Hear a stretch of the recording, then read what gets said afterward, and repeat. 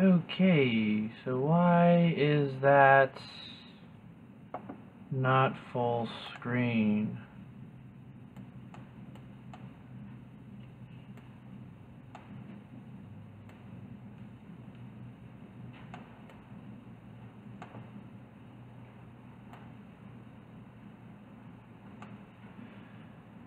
I'm doing things. Things are happening, and let's try to get things going here. Alrighty.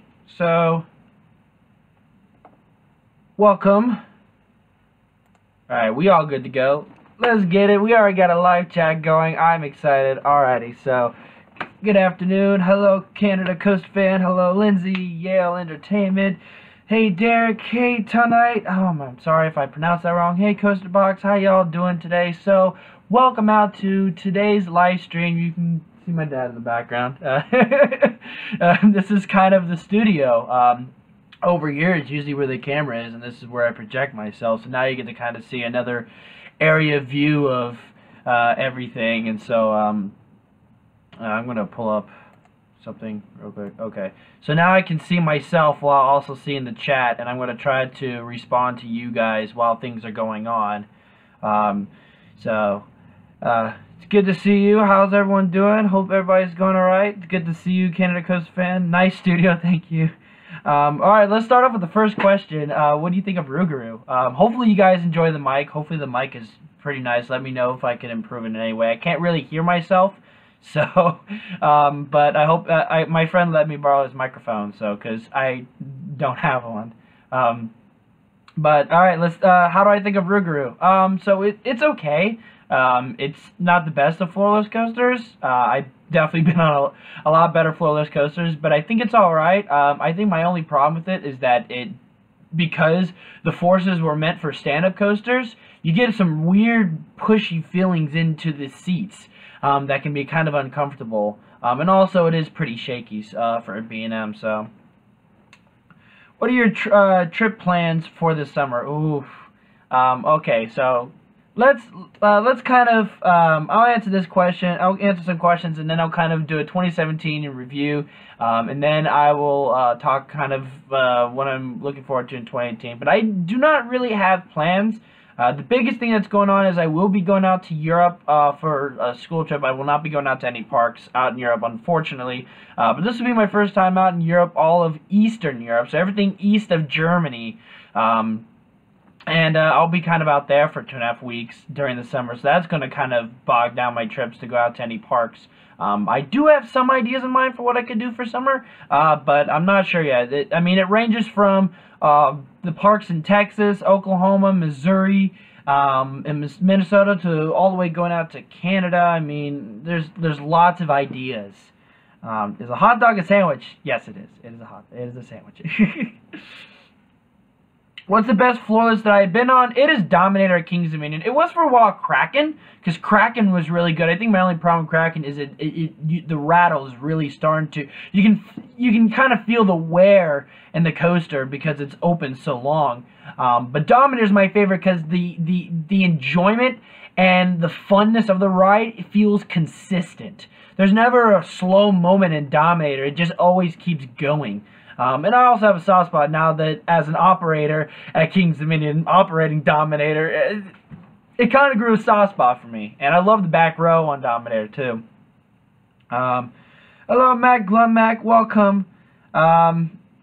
Alrighty, let's see. Best Cedar Point roller coaster, not counting Millennium Force. I mean, Millennium Force is not the best coaster, in my opinion, there. I give it to Maverick. Millennium is definitely second best. My top 5 at Cedar Point would have to go Maverick, then Millennium Force, then Top Thrill Dragster, then Gatekeeper, then Raptor. I mean, those B&Ms are really good. Raptor's a really good inverted coaster. Gatekeeper is really, I love those type. That's my favorite wing coaster, and I've been on all 4 wing coasters in the U.S. I've been on all 4, and Gatekeeper's my favorite, easily. It definitely does what a wing coaster needs to be and more. Blue snowballs are lit. So my age, I am 17. My birthday, of course, is March 26th. So this year I will be turning 18. I love Dommy. Aw, Dommy's my favorite too. We call it Dom, because the area is Dom and Burr, so we call Berserker Burr and we call Dominator Dom. It's interesting. What's the worst roller coaster I've ever ridden? It is defunct, but it was the Hurler at King's Dominion. Close second was also defunct now, and that is the Georgia Cyclone at Six Flags Over Georgia. Those are really painful rides, really painful. Wild Eagle's fun. Yes, I love Wild Eagle. I mean, X-Flight and Gatekeeper are right there, and then not too far behind is Wild Eagle. I will say Thunderbird is actually my least favorite out of all the wing coasters because it doesn't feel like a wing coaster. It doesn't do what wing coasters, in my opinion, are supposed to do. It just really feels out of left field, and it took me a while to really enjoy the coaster, actually. And I think it's actually my least favorite at the park, too. I think I prefer Raven just a little bit more than Thunderbird. What are my opinions about Blackpool Pleasure Beast That was sad, because those are so rare to see, and I've always wanted to go on one of those, a wooden wild mouse.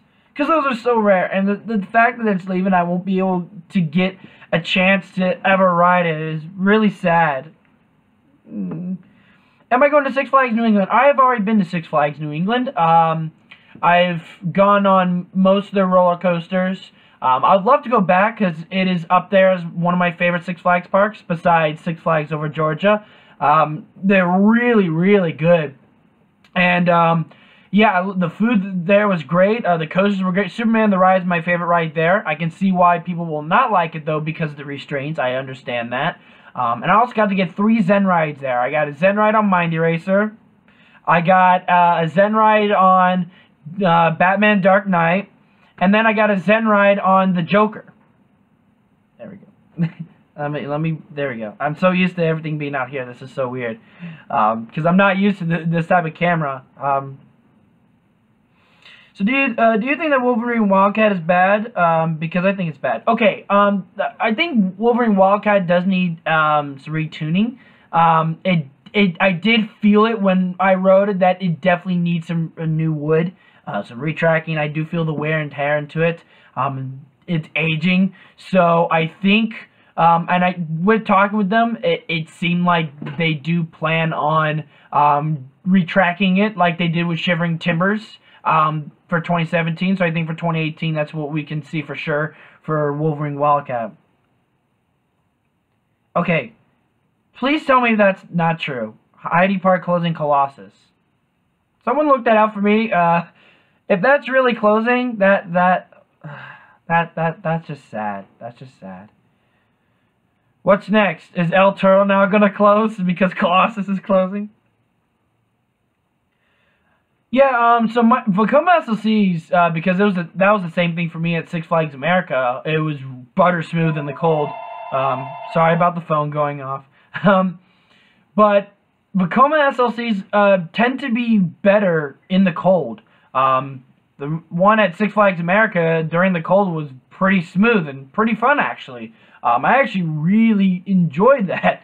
But during the summer, that thing just butt hurt.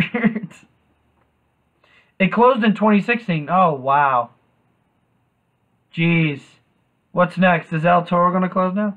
Am I excited? Okay, how am I not excited for Steel Vengeance? I mean, that is the coaster of the century now, or the coaster of the decade. Like, we had Intimidator 305, then we had Leviathan, then we had Fury 325, then we had Lightning Rod, now we have Steel Vengeance. I mean, where are we supposed to go with that now? I mean, coasters are just getting more crazy. I mean, even Time Travel. That's the one I'm most excited for, actually, because that was the one that came out of left field. I did not expect that for Silver Dollar City to go that route, and it looks awesome. Like, man, oh my gosh.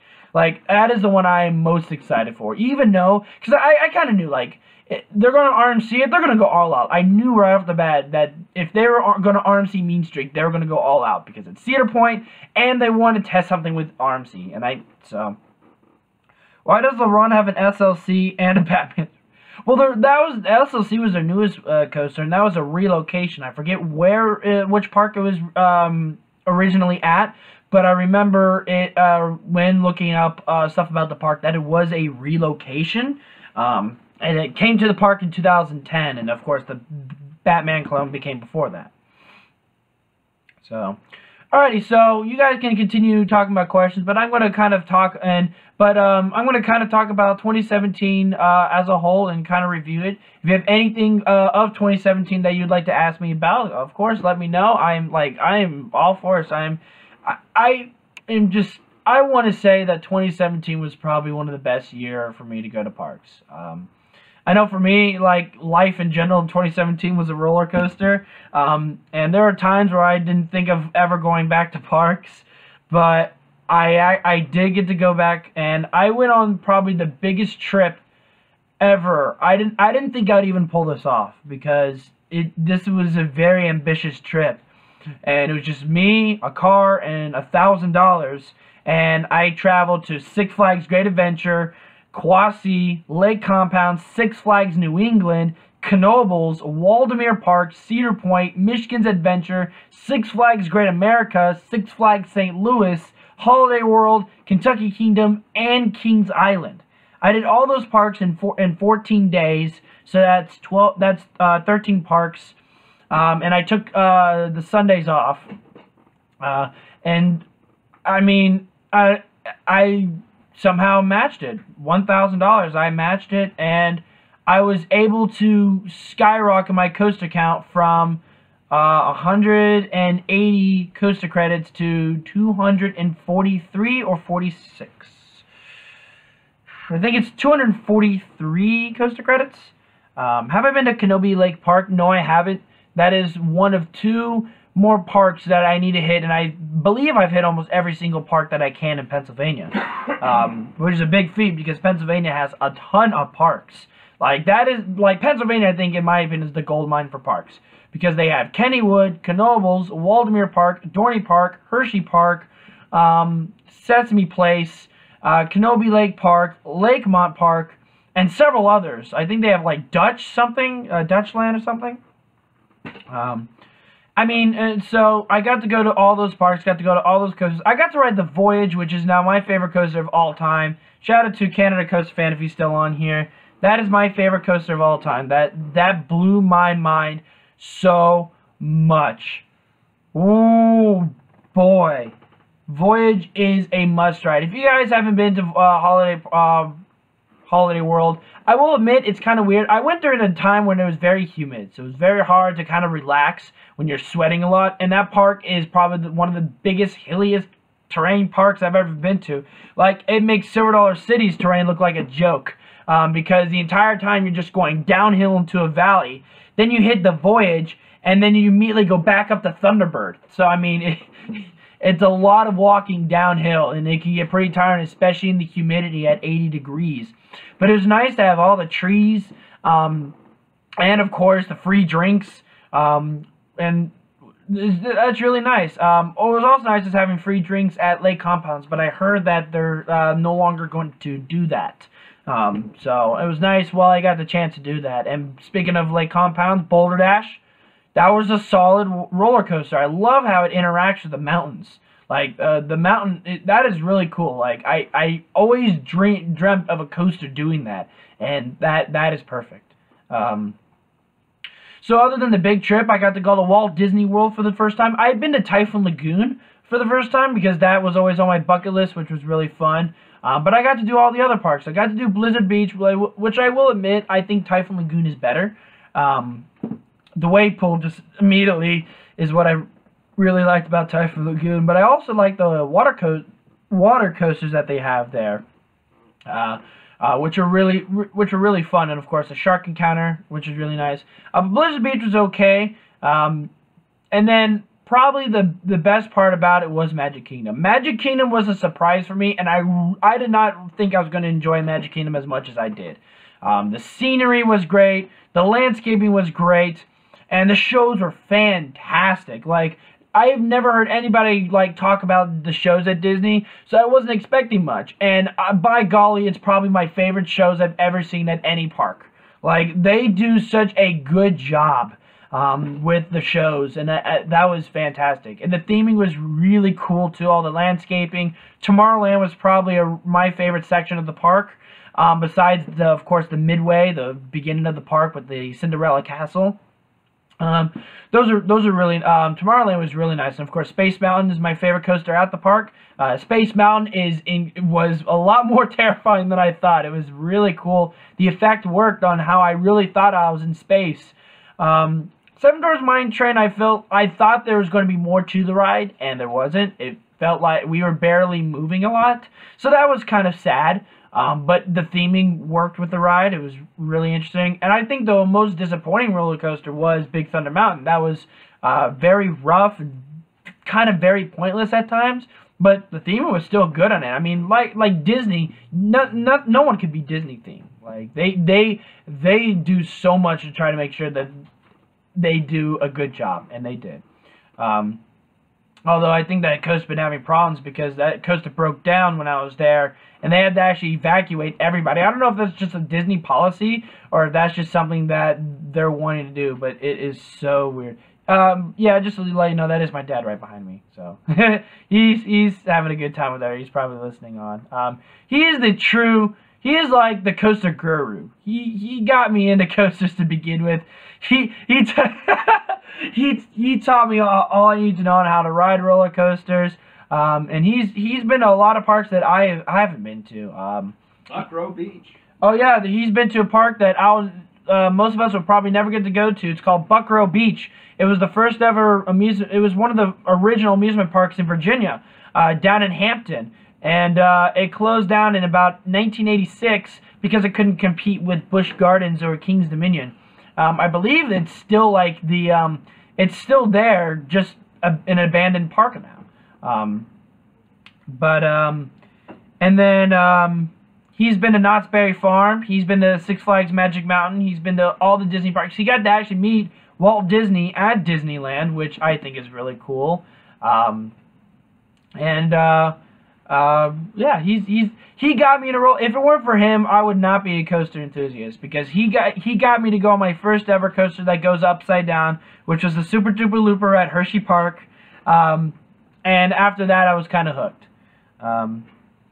So yeah, I went to Disney. This was back in April. So here's the thing, and kind of moving on. So Magic Kingdom was great, but all the other parks, except for Epcot I'll talk about in just a little bit. Every other park fell flat for me. I think today my least favorite, I mean, they're all good. None of them are really bad, but I will say probably the most underwhelming park I've ever been to was Animal Kingdom. Because while the jungle theme really worked well, and while the first half of the park really surprised me, there wasn't really anything to do in the park besides look at stuff. And that was the most disappointing factor. When I was there, the only really attractions were the Rapids ride, 12-person Rapids, and Expedition Everest. And I'm not including that little weird place called Dinoland, because that didn't even feel like Disney. I see what they're trying to go there carnival-wise, but that did not work for me at all. I really felt like I left Animal Kingdom just to go to this. So it didn't even feel like I was even a part of the park anymore. So I feel like Dinoland was a complete mishap. And even though Expedition Everest was great, that was all that there was really to do there. Everything else was see animals and look at scenery and, oh, look at the landscaping. Look at the architecture. I mean, Pandora hadn't opened yet, and everybody says that has definitely improved the park, which it looks like it has. And I'm sad I didn't get to do that. So, and then Hollywood Studios was really good, actually. It looks like that is probably where most of the coaster enthusiasts would probably go, because they're getting Slinky Dog Dash Coaster, which looks to be a really fun ride. And of course, they have my favorite coaster at Walt Disney World, which is Rock and Roller Coaster. That is probably the smoothest Vekoma tubular coaster I've been on. And then they have Hollywood Tower of Terror, which is one of my favorite drop towers, actually. It's a really cool, and they have lots of other cool rides and shows there. The Star Wars show was really fun. And overall, even though that's a smaller park, I feel like there was more to do there than there was at Animal Kingdom. And that's probably just me. There might, like, people, I can understand why people like Animal Kingdom, and there's more for them to do. But for me, that felt more like a zoo than really actually being at a park. That gets into Epcot, which I will admit is probably my second favorite park, even though I wouldn't even consider it a park. It is more of an educational park. But the things that they offer there are really cool, and the atmosphere is fantastic. The shows there are amazing. Oh my gosh. Epcot blew me away with the landscaping, the prettiness, and all the things that they were trying to accomplish. They did really well. And Test Track 2.0 is fantastic. It's the fastest ride at Disney, and it lives up to it. It is fast. It is fun. I'm mad I didn't get to. I'm kind of upset I didn't get to do any other rides there. Oh, I did do Spaceship Earth, which was really fun. Oh my gosh, Spaceship Earth was really fun. I wish I could have done Soaring and some of the other rides there. That would have been really cool. So, but other than that, Walt Disney was okay. I like the other parks besides Epcot. Everything else was like, yeah, I kind of expected it. But Epcot and Magic Kingdom definitely blew my mind. Dear Buzzsaw? I don't know what Buzzsaw is at Six Flags New England. Never got to... yeah, Morgan no longer exists. Do you think Michigan's Adventure will get a Chance... Chance Morgan Hyper GTX? That'd be really cool. I don't think that's happening. I think what's more possible now is a RMC Raptor Track. Or a T-Rex. I think that would be a very perfect fit for Michigan's Adventure. Small, cheap, compact, and it will work well. Michigan's Adventure is more of a family park. After visiting it, it feels more family-oriented. So they're not really big on the roller coasters. And the roller coasters they have are pretty decent. Thunderhawk is actually very smooth SLC and one of my favorites. Shivering Timbers, of course, is a great beast of a wooden coaster. Mad Mouse, which is Aerodynamics Wild Mouse, is really good. I enjoyed that a lot. And it had a classic corkscrew. It was classic. And all the rides there were amazing. I'm a little bit upset I didn't get to check out the water park. That would have been really cool. Buzzsaw's a water ride. Okay. Let's see here. So, going back to that, it was nice because I got to celebrate, so this is the second year. I was surprised because this is the second year I've ever gotten to go to a park for my birthday. Most times the parks are closed. This year the parks are closed because it's, my spring break is a week before everybody else's spring break. So, my birthday's on a Monday this year, so there's no parks for me to go to, unfortunately. Unless Carowinds open, I don't think they are. Because if King's Dominion's not open, then Carowinds probably isn't. It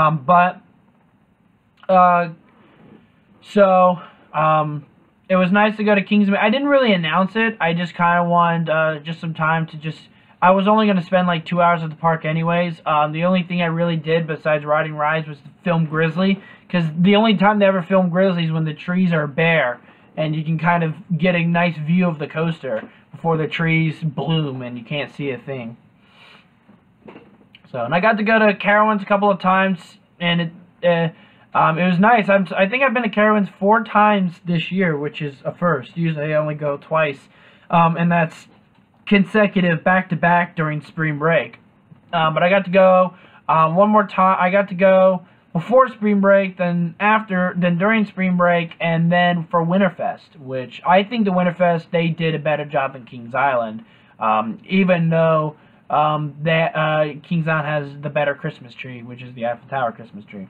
But it felt like Carowinds had more lighting than Kings Island, even though I think Kings Island has a bigger light package. It's weird to say because it seems like Kings Island should have been the better one, but I think because Kings Island's so open that a lot of parts of Kings Island felt very dull, very dead, and not very festive and bright.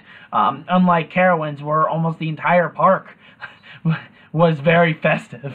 So, it was interesting to go into B&M in the cold. I did not expect them to have Afterburn running. I was expecting maybe Hurler to be open, but not Afterburn because B&Ms don't usually run well in the cold. They usually valley easily. So that was a surprise. So that kind of wraps up. Oh, and then of course I got to work at a park in 2017. That was really cool. I got to work at King's Dominion. I started in August. I plan on working again in 2018 because it was such a very fun experience and it was amazing. I got to learn more about parks. I also met my my girlfriend. If she's watching, shout out to you. I got to meet a very amazing girl at the park, and she's the love of my life. So if she's watching, I hope she's having a good time. So Hello, Sammy. so my dad says hi to her. She's actually watching. So, but it was an experience. It got me to know more about what a park goes through for roller coasters and how they run roller coasters, how operations work. Because there's a lot of things that we can't really say to the public, and so we coaster enthusiasts, we will speculate stuff, and we think that's true, but in reality, it's actually totally different, and there's so many different reasons why parks do things, and I don't know if I'm allowed to really say a lot of that stuff, so I'm gonna kind of keep my mouth my mouth shut there. But that's what's that was really fun. I got to work at Dominator and Berserker, and it was really cool because I also got to work at Delirium and Bad Apple as well, which was really fun. I got to operate Bad Apple, which was awesome. Also, because I'm in the Dominator and Berserker crew, we also have to operate Height Wall. So usually every Sundays when I was working there, they would send me to Height Wall, which was very fun. Very interesting, but not as boring as I thought it would be. I thought it would be very boring, but no, I was pretty interactive with the kids. And that's what made it fun, was having fun with the kids, making them smile, making them enjoy the park, and making it seem like we're family-friendly. So yeah, more questions, guys, more questions. The water park is awesome. Let's see. Are you going to Edaville? What is that? Where is Edaville? I saw you at Theme Park Crazy's live stream. Oh, thank you. Yeah, Theme Park. I remember seeing Theme Park Crazy's first video. If you ever see my first ever video from him was the former coaches at King's Dominion, and then the former coaches at Busch Gardens, and I thought those were really cool. And he just started to blow up. Like, he has gotten an insane amount of subscribers. I think I could be way wrong, but I think he has over 7,000 subscribers now. I don't hold me to anything. I haven't really been paying attention, but abandoned park in Tennessee, Dogpatch, USA. Oh, no, the only park in Tennessee I've been to, of course, is Dollywood. Love Dollywood. Also, I got to go to more winter parks. So during winter break, I got to go to Kings Island's Winterfest and Carowinds. I also got to go to Dollywood, which was also ironic because we didn't know this was going to happen, but Taylor happened to Coaster Studios happened to come down, and it was interesting. So I did get to see him for like an hour because he got there really late and he got to ride Lightning Rod while I was over at Thunderhead. But it was good to see him again. He's a good friend of mine, and I haven't seen him all year. So it was, we didn't get to do a lot of hangouts like we did 2016, where we were at Kings Dominion and Busch Gardens. We got to have Alec make the sandwich scream scale, which is still hilarious. And Taylor got drenched in a log flume. And then we dabbed and danced in Snoopy Starlight Spectacular at Kings Dominion, and got to hang out with Canada Coaster Fan, which we need to hang out more often. I need to see you come to more parks. So come back to Kings Dominion so you can ride Twisted Timbers. But that wraps up 2017. It was a very interesting year. I still have problems with uploading often. Sorry if my channel gets boring after a while. But it was really it was truly special to make a lot of videos, and I hope you guys enjoyed my lists.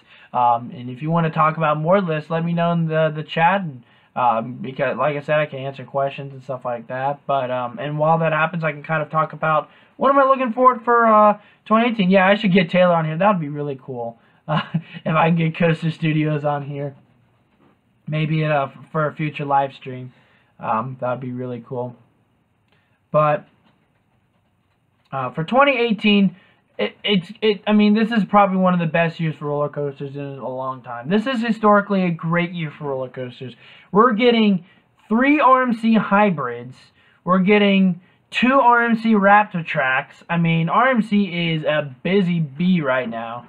I don't think any B&Ms have been announced, actually. That's surprising, actually. I don't think there's a single B&M coming to America for 2018. I don't think there's even a single Intamin. But we do have a couple of Gerstlauers coming out, a couple of Eurofighters, and a Infinity Coaster coming out to Knott's Berry Farm. I think GCI, no, Gravity Group actually. I don't know if GCI has a coaster coming, but I know for sure that Gravity Group has one for Oscar's Waxy Taxi. Wacky Taxi. I don't know why I said Waxy Taxi. Hashtag Oscar Waxy Taxi. And then of course SNS/RMC are going to be busy with some more 4Ds that are going down to Mexico. And then of course we have the new Skywarp model, which looks really cool actually. And yes, I consider that a roller coaster. I think Skywarps are roller coasters. Even RCDB. I gotta keep. I always say RMCDB for some odd reason. That's weird. But RCDB even says that it's a roller. They're roller coasters. So.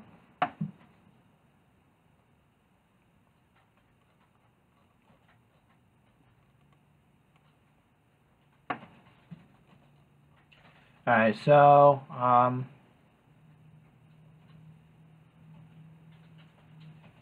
what is my coaster count? So I'm looking at some of the questions. What is my coaster count? My coaster count, I believe, is 243. So it has definitely climbed over the years. It's funny. Over there, actually, I don't know where it is, but on my desk, on my old desk back there, I had I found an old list of my top 10 favorite coasters, and this is back in 2013, and it had Intimir 305 at the front, Apollo's Chariot, I think, at number 2, or Griffin at number 2. It was hilarious how it has changed so much. I mean, I think I had Shockwave on there. Like, I had Shockwave in my top 10. Like, because the only parks I had been to in 2013 were SeaWorld Orlando, and I only had been on Shamu Express, and I had been to Six Flags America, Hershey Park, Busch Gardens, Williamsburg, and Kings Dominion. Those were the only parks that I had been to at that time. So, so things have changed. So, I put my top 15 steel on your top 15 steel coaster video. Yeah, that I read into those. I need better memory, but I wish I remember. But I do remember. It's nice that people get to share their own lists. I think that's really cool. That people get to share the list of 15 steals, because that's what makes it really cool, is that we can all share our own opinions on what are our favorite coasters. Like, it's so cool that I get to see people that have coasters all the way out in Europe, like several thousand miles away from me, and you guys have been on them, and they're in your top 15 favorites. Like, I mean, I saw Kalmar, no, what am I saying? Terran. Jeez, what? I'm thinking of Kalmar in Sweden, and with Wildfire, and so that, I mean, that is really, really cool. That we all can have different lists. It's so cool, because there's a lot of coasters that you guys have been on that I haven't been on yet, and I feel like mine's the generic list. But hopefully you guys, I mean, a lot of people. One person was surprised that I had Cannibal so high up, but Cannibal was a big, shocking experience for me. It was really cool. It was really fun. And I haven't been on so long, but if I ever get a chance to go back out there, I will ride Cannibal again, because Cannibal's really fun. Hey, I saw you at King's Dominion. Oh, that's awesome. I've got to meet, it was so cool to actually meet a lot of people while I was working. Everybody would go up and go, you look familiar, or go, you're the Coaster Fanatic. And it was like, oh my gosh, you guys noticed me. You guys recognized me. It was cool because we took pictures. I think I actually have it on my phone. A couple people took pictures of me while I was working, while I was checking the restraints. So I'm going to see if I can pull that up real quick. I thought that was really cool. Oh, this is my phone case. Mega, my favorite B&M Hyper. So, if you watch the stream, you would You would see that. Oh, here we go. Met these cool guys while I was operating Dominator. Just checking their restraints, and their mother decided to take a picture. Very blurry, but yeah, there you go. So shout out to you, those guys.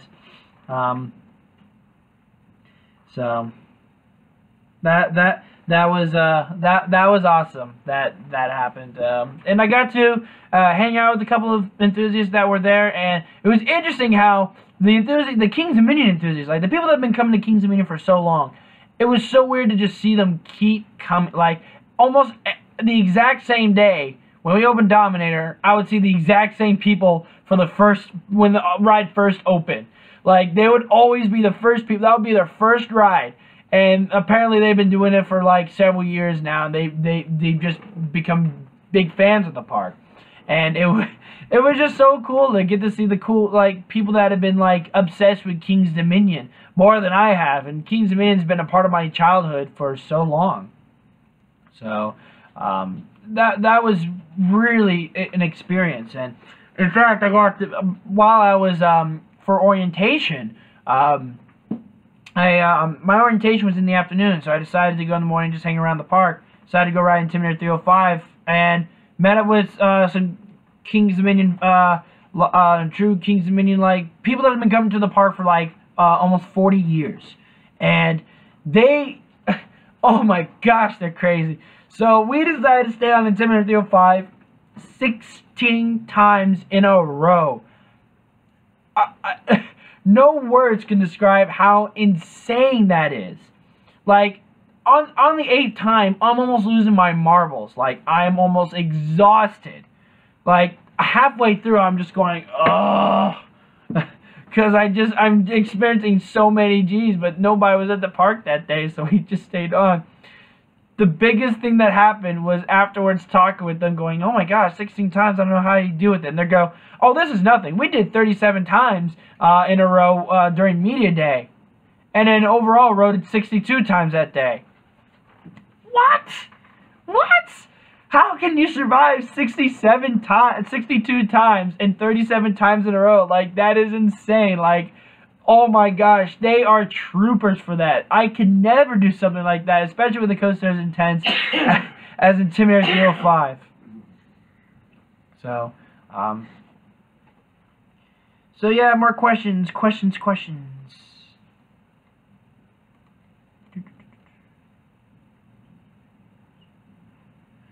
What roller coaster do you want to ride that you haven't rode yet, and where are you from? So, I live in Nova, which is Northern Virginia. The closest big city to me is Alexandria, but I'll kind of just keep it at that. But Hey, Washington, D.C.? Yeah, D.C., big city. So my home park is Six Flags America, which is 26 miles away. So it's about a 30 plus minute drive, which isn't too bad. And then Kings Dominion is 74 miles away, and I don't know how many miles Busch Gardens is, but it usually takes about 2 hours and 45 minutes to Busch Gardens. And Kings Dominion depends because Fredericksburg traffic is the worst. In Virginia, anyway. If you go out to, like, New York City, it's nothing compared to L.A. or New York City, but still, Fredericksburg traffic is pretty bad. And the coaster that I'd want to ride really badly that I haven't ridden yet, it's been on my bucket list ever since I stumbled across it. And it's Formula Rossa. Oh my gosh, like, I've wanted to go out to Abu Dhabi for so long just to ride that. Because that looks like an insane, fun roller coaster. Like, even though you only hit 150 miles per hour for 2 seconds, or you're only sustained it for 5 seconds, it slows down to still 90 miles an hour. That's insane. That means you're withstanding the same speeds as Intimidator's first turn for out half the ride. Like, that is insane. That is incredible. So, like, and the fact that they have flying aces there. They have a hypercoaster that goes upside down. I mean, so I don't know if it's considered a hypercoaster. So I would say a mega coaster. But all the coasters there look really fun, and that looks like a really fun park. Like, that is so cool. So hi, Chad. Okay, so no, I am not Chad from Ohio Valley Coasters, and it's funny because I have a brother named Chad, but my name is Chad. My nickname is Chaz, C-H-A-Z. with my real name being Charles. I know it's weird. I'm a weird person, but that's me. Happy, happy, happy. I can be this weird on a live stream. It's hilarious. But yeah, hello Mario. How you doing? It's good to see you. Good to see all y'all. How long can you survive the Rebel Yell? To be honest, I haven't tried. I know the retrack, and I noticed that the airtime does not withstand like it used to. But I would love to try to see how long I can survive on Rebel Yell, or even Grizzly, for that matter, because I think Grizzly I did 20 times once. It was like a couple years ago. Because that's my favorite wooden coaster. I think that's my third favorite. I don't know if I like Volcano more or if I like Grizzly more, because Grizzly is an all-time favorite for me. It is really fun. I really, really love that roller coaster. It's such a great wooden coaster. A park that you haven't visited and you want to visit and you haven't been to yet. I already kind of said Ferrari World, so I'll kind of leave that out. But I'd really love to go to Europa Park. I would love to go to Heidi Park. Phantasialand or Phantasialand. There's lots of pronunciations for it. I'd love to go to that. I'd love to go to Leesburg. Leesburg looks awesome. That looks like a very fun park to go to. And I'd love to go to Alton Towers. That looks like a very interesting park. The way they're all structured out because of their height restriction. So, it is very interesting. All those parks in Europe, just parks in Europe, look so much different than the parks out in America, and I'd really love to try them. Also, I haven't been out to California yet, so I'd love to hit the parks out in California, so Six Flags Magic Mountain, and Knott's Berry Farm. So those would be in. I haven't been to the Texas park, so I still have a lot more parks to hit. But I guess the biggest one, I would say, is Phantasialand, because I really want to ride Terran. Terran looks so cool. So I would love to see that. So, what is my favorite hypercoaster? Mako. Yeah. You Mako me crazy. What I really like about that hypercoasters are, I like coasters that have a lot of speed. Just feeling the speed and the openness of B&Ms is really cool too. So I do like hypercoasters more than some others. And they're kind of grouped together actually, because most of them are about the same. Except for a couple, and that would be Apollo's Chariot, Goliath, and Mako. And those are the only B&Ms that actually made my 15 list, because they do something a little bit different. They added more ejector. Towards the end, Apollo's Chariot has that weird little thing where it crests up, evens out, then drops, dips down, then comes back up, and you get lots of ejector there. And it always catches me off guard every time. It's so fun. And then Goliath at Six Flags Over Georgia has some insane airtime towards the end. The 3 airtime hills towards the end is just straight up ejector, just popping up. And then the last one, it plants really fast and turns to the left, and you get another little airtime as you dip down into the brakes, which is insanity. It is awesome. And of course, Mako just has the straight up ejector hills and the crazy turns. And even though I understand if you don't like how it slows down. Of course, there's always reasons why coasters have to go a certain speed through mid-course brake runs, safety reasons and maintenance and all this other stuff. But I really like that because you're slowing down the banks, you get some hang time on those 90-degree banks, which I thought was really cool. And going through the theming and all the details on Mako is really cool. Oh my gosh, the nice banks, and then going through the pirate ship, and the fact there's barnacles on the supports is really cool. So, Europa Park is fun. Woden is the best. Oh my gosh, Woden looks so much fun. My favorite GCI right now, of course, is Thunderhead, which is insane. I know it's on the rougher side just a little bit, but it's a very fun. I love the airtime. A lot of airtimes, and I love the fact that you pop up and then twist, which is really cool. I love that GCIs are very twisty that way. I think the only reason why I like RMC just a little bit more is because of the airtime. I think the RMC has better airtime than GCI, but I will say GCI. There are some really good GCIs out there. Invader's really good. I didn't think Invader would be as high as I put it. Like, I put it number 16 of like 55 wooden coasters I've been on. So it's pretty high up there for a family wooden coaster. So is Wooden Warrior. Wooden Warrior's up there. And I have it above American Thunder. American Thunder was alright. I expected more. It was kind of weird during the first half, but it got better towards the second half. So that was really fun. Random question: are you into politics? Unfortunately, yeah. I am into politics. Whenever I get the chance, I will talk about it. I've become more open about it and more, like, realistic about stuff, because we all have different opinions on it. And I try to make sure that every time I have a conversation about politics, I keep it nice and clean and not argumentative and not violating, because we all know politics are the easiest ways to break friendships. So, but, yes. So when I was in Europe, July of 2016, I was near Gardaland. Oh, I forgot about Gardaland. And an hour and a half from Legoland, Dutchland, which is like every uncared for for park in the States. It has room to expand. I think every park has room to expand. There's not a single park out there that's perfect. Every park out there has something they can improve on. Now, that's something that we don't like, that it's hard to talk about, because it's hard to say flaws about any park. But no park is bad. But every park has its own improvements. Like, even my favorite parks, which, like, I'm still nervous to even put out my favorite parks. Like, if you guys, let me know if you guys want me to put that out, because I'm fine with doing that, but I've been scared, because I take my parks list a different approach than coasters. And, I mean, I have 6 parks tied at number 1, actually, because I've stopped trying to put one park better than the other. And I do it based off of experience. But all those 6 parks that are tied for number 1 can all improve on something. Every park has something to improve on, which I think that will never end. I think every park will always have something to improve on, no matter what. I don't think any park can ever get 100% perfect. And I don't think any coaster can be 100%. In our own minds, we can find 100% perfect, but I don't think we ever got 100%. I don't think we really truly have a 100% coaster. Maybe when the Voyage is running without the trims, then we have a 100% coaster. Let's just keep it at that. What is my favorite terrain coaster? Oh, boy. Oh, we've got some good ones, because I've been on the Beast.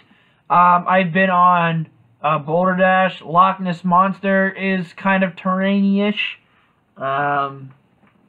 Vader kind of is terrain-ish. No, I'm going to do true terrain. Beast. Boulder Dash. Yes, I will count. I just said it. Now I've lost it. Oh, wow. Loch Ness. There we go. Loch Ness. I will count that as a terrain, because it kind of is. And I think that's all the terrain that I've been on. Yeah, I haven't really been on any other terrain. I mean, unless you consider Millennium Force terrain, but I don't think so. I will say Boulder Dash, even though Beast is really good. I think I like Beast more than others, because everybody else's list, Beast is not on their list, and then there's me putting Beast at number 12 on my 15 favorite wooden coasters. It's truly a fun ride, and I love going there at night in the pitch black. It is insane. Hello, Blazing Aqua. Welcome. So, I think, yeah, but I think the really terrain coaster I'd love to go on is the Ultimate. The Ultimate actually looks really fun. And Sean Sandberg from Theme Park Worldwide, which is one of my favorite coaster YouTube channels besides Coaster Studios and Theme Park Crazy and Coaster Kids and Coaster Bob. I mean, there's a lot of good ones. But my favorites that I watch a lot are Theme Park Worldwide and Coaster Studios and Theme Park Crazy. And Sean Sandberg, I still remember his vlog at Lightwater Valley, and he was just having a good time on that. It was so rough, but so enjoyable. And that's me for wooden coasters. It can be rough, but it can kind of be enjoyable, because I do have a comfort zone for roughness, so that is interesting. Good evening, at least in the UK. Well, hello from the UK. I wish I could come to the UK. What is your opinion on the Ultimate? I'd love to hear what you think, or if you have been on the Ultimate, because I believe it is in the UK. I believe Lightwater Valley is in the UK. Rodent is great. It's not smooth, but not rough. Just has the feel of a wooden coaster. It drives under bridges so much, and it has airtime and intense bank turns. So it's like Thunderhead over in Germany. And the theming looks fantastic on that ride. Like, oh my gosh, the theming looks crazy. I am excited. Like, if I ever go to Europa Park, I'm going to freak out because it's going to be so fun. They've tried to do their own take with Disney. Like, they try to do something similar to what Disney does. Or at least they knock off Disney. Like, they have their own Spaceship Earth. So, I mean, so it lives so far from me. Oh, okay. It might be dark on the East Coast, Blazing Aqua, so I think so. Yeah, because from where I'm at, I can't really turn my computer around, but the sun is setting out here, and my Christmas lights are still up, are turning on, so that's a sign that it's getting dark out here. It is 5 o'clock. I want to go for a little bit longer, so I wanted to, my goal is to at least get a live stream done at least 90 minutes. So I mean, we still have a good 30 minutes before at least I can say okay. But we'll see how long this goes, because I mean, I haven't done a live stream since I hit 1,000 subscribers, which was back in 2016. It's gonna be coming up 2 years, and I still haven't even gotten 2,000. It's weird. It's been a roller coaster for subscribers. There's some times where I get lots of subscribers, and there's times where I just, don't get some. But I understand. People can, I mean, the videos that people stumble across from me are my old cringy park battles, which I will admit myself, I do not like them. I am thinking of revitalizing park battles, because I have a way of doing them. I think I'm going to do park battles based on polls. So what I would do is I would put out a poll of each of the brackets for the park battles that have happened, like in each of the coasters, and then I'll let you guys decide, and whoever was the winning victor from that will earn the points. So that might be a better way to do park battles, instead of having me, a person with my own opinions, do it and make other people upset. So that's what I think would be really cool. The Swarm is pretty forceful. It looks really cool. Okay, I love wing coasters. I love the feeling of just getting, especially back row, getting kind of forced into things, feeling hang time, getting a full view, a full scope of everything while you're just in a relaxing thing. That's why Thunderbird is not really that fun for me, because it's too intense. If it were a sit-down coaster, I think Thunderbird would be one of the best rides in the entire park. But as a wing coaster, it doesn't really work for me. You don't get the same feelings of near-miss effects and just the whole scope and really taking everything in, which I know a lot of people probably not like, because they would probably prefer intense coasters. But wing coasters, I feel like, are not supposed to be intense. They're supposed to be just really fun roller coasters, just not intense. So that's why I think Thunderbird is the weakest of the four. But I'm a minority into that, because I believe everybody thinks that Thunderbird's the best. Which, hey, that's all for it. Like, you guys can, if you guys think Thunderbird's the best, then yeah, go for it, man. Like, I kind of want to do something. I want to bring this in here. So it is your number one? Oh, that's awesome. So Swarm is pretty cool. What are your thoughts on SW8? What for Blazing Aqua? What do you think? For me, I think I am really, I really am excited for Alton Towers getting SW8. It looks like it's going to be a really cool coaster, and I think GCI is going to do a great job. I believe GCI is doing it. It isn't too forced for a coaster, but it's so fun. Oh, that's awesome. What is the best defunct coaster and worst of... Okay, so my worst defunct coaster is Hurler. That was bad. Best one that I've ridden... I think by default, because it's a B&M, it would have to be Dragon Challenge. Or the old Hulk. But I don't really call that defunct. They just scrapped the track. But, yeah, I rode Dragon Challenge, which was really fun. But in my opinion, I never got to ride, unfortunately, even though I've been to Kings Dominion several times. I think the best one would have to be Hypersonic. That looks really cool. Also, I wanted to show this. This is the camera that I use. This is a 4K Sony. It's not really getting good quality through here. But, yep.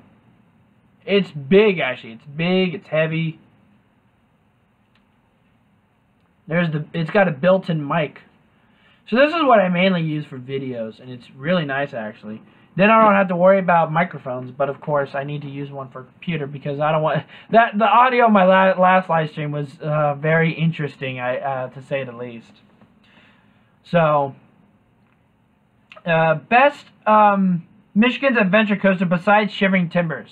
This is I think Thunderbird.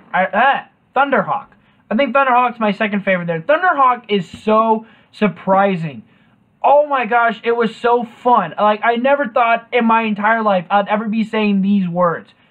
This was a fun Vekoma SLC. This was a smooth Vekoma SLC.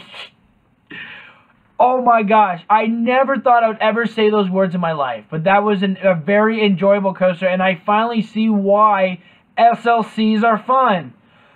I see the good in them, and they're pretty good. If I were to review, which I will eventually, but I'll let you know now, I'd give Thunderhawk a B. Because it's not perfectly smooth, but it's definitely, like, compared to other SLCs, it's pretty smooth. And so it is, and yeah, Michigan's Adventure has so much potential.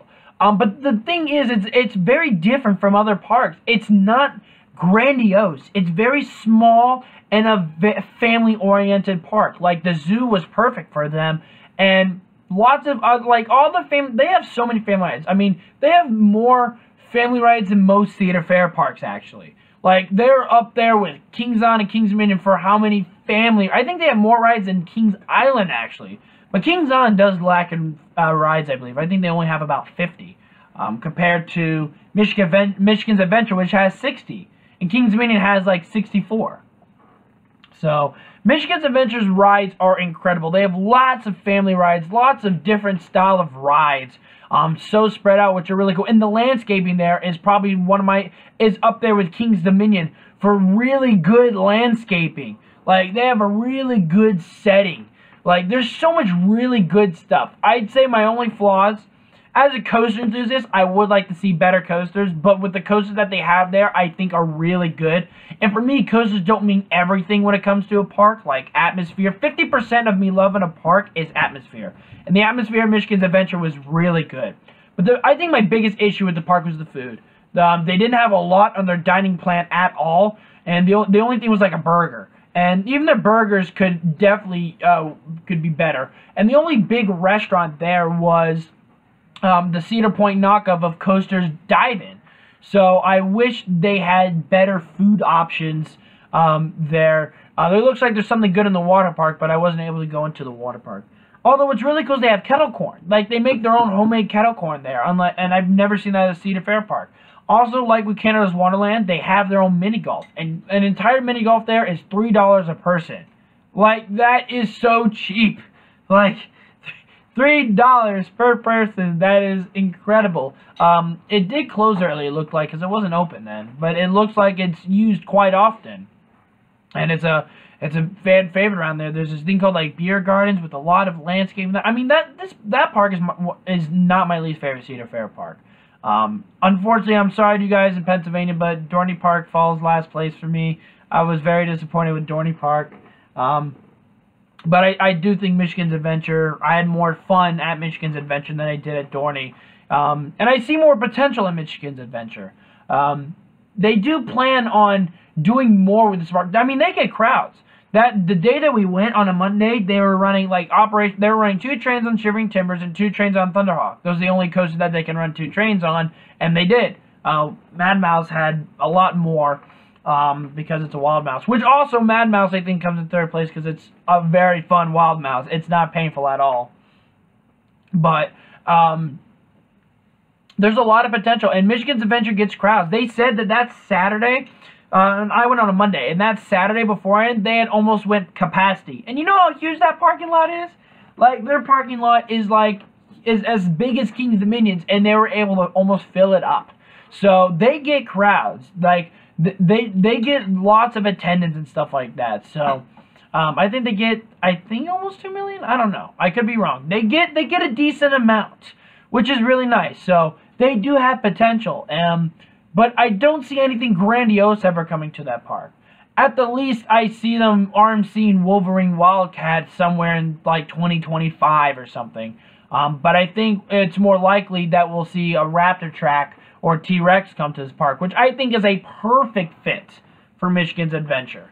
But what's also nice is something family-oriented. A spinning coaster, I mean, we still don't know where Knott's Berry Farms Boomerang is going. Right now, it got shipped over to for maintenance, and it's getting a refurbishment.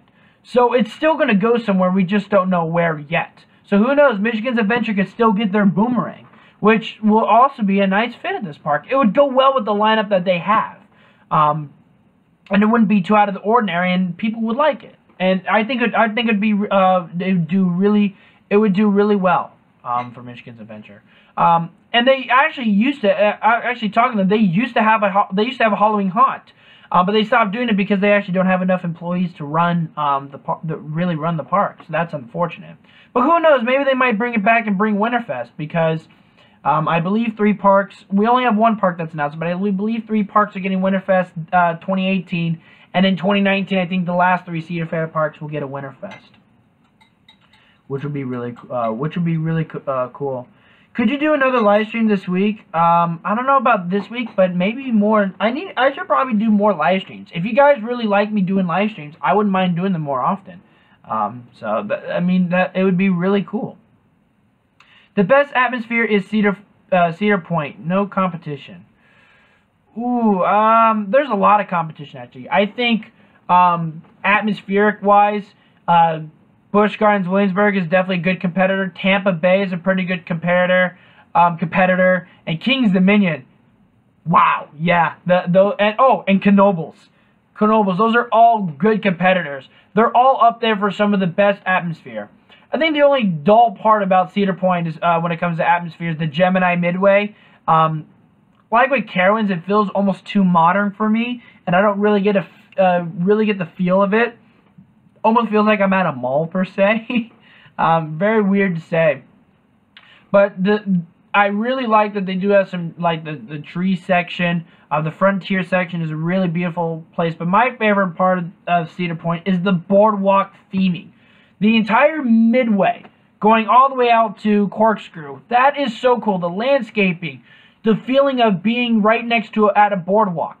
The smell of corn dogs and fries and burgers, and just the aroma is so cool, and all the colors that are popping with Gatekeeper and Raptor and the Ferris wheel. I mean, Cedar Point is a true amusement park, and that first half, I think, what blows my mind every single time.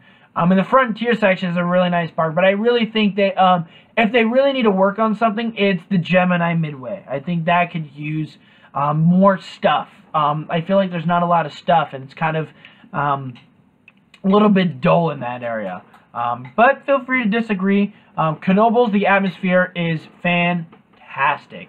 I mean, it's like a carnival on steroids. So, and then Kings Dominion just has the trees, the beautiful landscaping, and the memorabilia and the music, and just the hitting in your heart. Just, oh my gosh. And Busch Gardens, oh my gosh, the atmosphere is just beautiful. Like you feel like you're visiting an old friend every time you go. Just someone that you haven't seen in so long, you get to see him again, and you just want to hug him. It's such a great atmosphere, and it's so good. I mean, there's a lot of great atmospheres. Lagoon Park, that has a great atmosphere. Kings Island, I feel like needs some work. But that's just me. Dorney Park or Worlds of Fun? I'd have to go with Worlds of Fun, but I've only seen Worlds of Fun. I've actually got to see it. I don't know where my footage is gone, but I took from a phone. I took video of Patriot running and Mambo running from afar as we're heading to a family reunion down in Missouri. And what's actually very interesting is I would later go to Silver Dollar City and ride one of the best wooden coasters ever, Outlaw Run, that I've ever been on.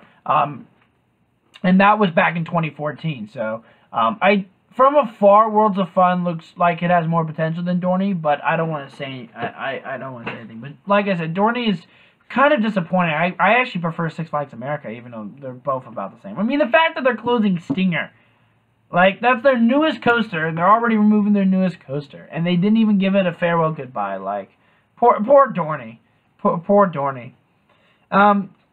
Did you where'd it go? Did you do the water park at Michigan's Adventure? I saw it. Unfortunately, it closed. I did the rides, and then by the time I got over to that area, it did close. But I did get to see it from afar. It looks strong. I would really like to see because I believe their tornado's called Snake Pit. But I would love to see drop slides that we've seen like Hurricane Heights at King's Dominion or the Snake Pit at Dorney Park. I would love to see something like that come to Michigan's Adventure because their water park looks really good from afar, and their food, like everything about that water park looks like it's really strong. And then they have a nice family park to go with it. So, thoughts on Twisted Timbers? Yeah, Twisted Timbers. Let's get it, Kings of Minions. Get it a roller coaster finally. But in all seriousness, they've been doing lots of great stuff. They've been trying to improve it, bring it back to its family nature that Paramount had kind of stripped it away from. And now they're bringing back a family aura and lots of rides. I think what they've been doing is great. It's sad that they got rid of coasters, but they're coasters that were fun but not memorable as much. Although Shockwave was pretty memorable for me, actually. I mean, I think I did shed a tear for Shockwave because Shockwave was fun. I thought it was a fun roller coaster. Delirium is better, and Delirium is fun. But I mean, focusing on Planet Snoopy was a very smart idea. They're bringing back families. It's a really nice section of the park full of trees, full of great atmosphere, great rides, lots of very clean, it's just, there's so much stuff for the kids to do and the families to do there. They have lots of great shows. I mean, they have a pavilion. They have cool snacks that you can get there. They have a Sweet Frog in that area, which is really cool. But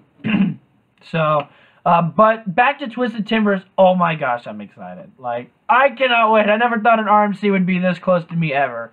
I know everybody's going to talk about Steel Vengeance, but the good news is Twisted Timbers will open before Steel Vengeance, so hopefully all the buzz about Twisted Timbers can come, and then finally when Steel Vengeance comes out, it won't hopefully completely go away, but people can still remember Twisted Timbers. Because I already know Steel Vengeance is going to be better, because duh, I mean, look at what they've done with Steel Vengeance, but Twisted Timbers looks really good. And I think it will be up there for some of the better RMCs. I mean, it's kind of almost looks like Storm Chaser with the Hurler layout. And the airtime, I think, is what's going to get it. I think it's the airtime that's going to get us. I mean, we'll have to wait and see when we ride it, but I'm very excited. I cannot wait. I mean, they're going to put a lot of theming to this. I don't think they topped it off yet, but I think they still got like 4 pieces of track left, so they're very close. So we'll have to see. So, so did you try? So I did try Cedar Point Shores, or I went in it and looked at it, and I got to walk around it. Unfortunately, I didn't do that for I forget. I think it's Wildwater Kingdom at Michigan's Adventure. I forget what it's called at Michigan's Adventure. I didn't get to walk through it. I got to see it from the theme park, or from the amusement park. But I did get to go inside Cedar Point Shores, which definitely looks more improved from the past. I had been in Soak City. I had been in Soak City before. I'm glad they still kept that lazy river, because that's a very unique and very fun lazy river.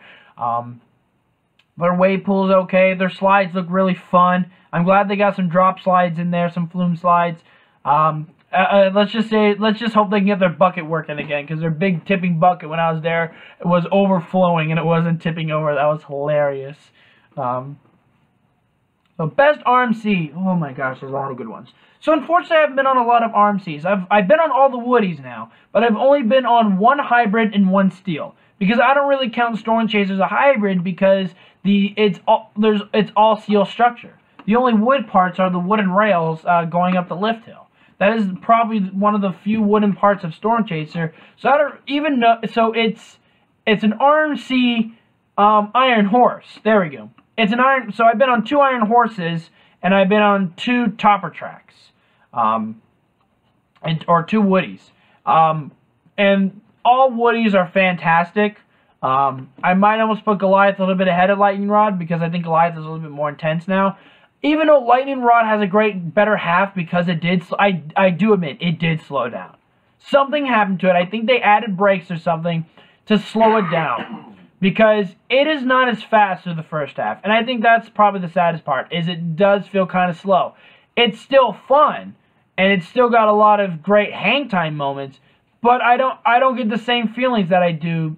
And it's not till the quad down that everything goes insane. But then again, the quad down, the airtime is more enjoyable and is not as painful.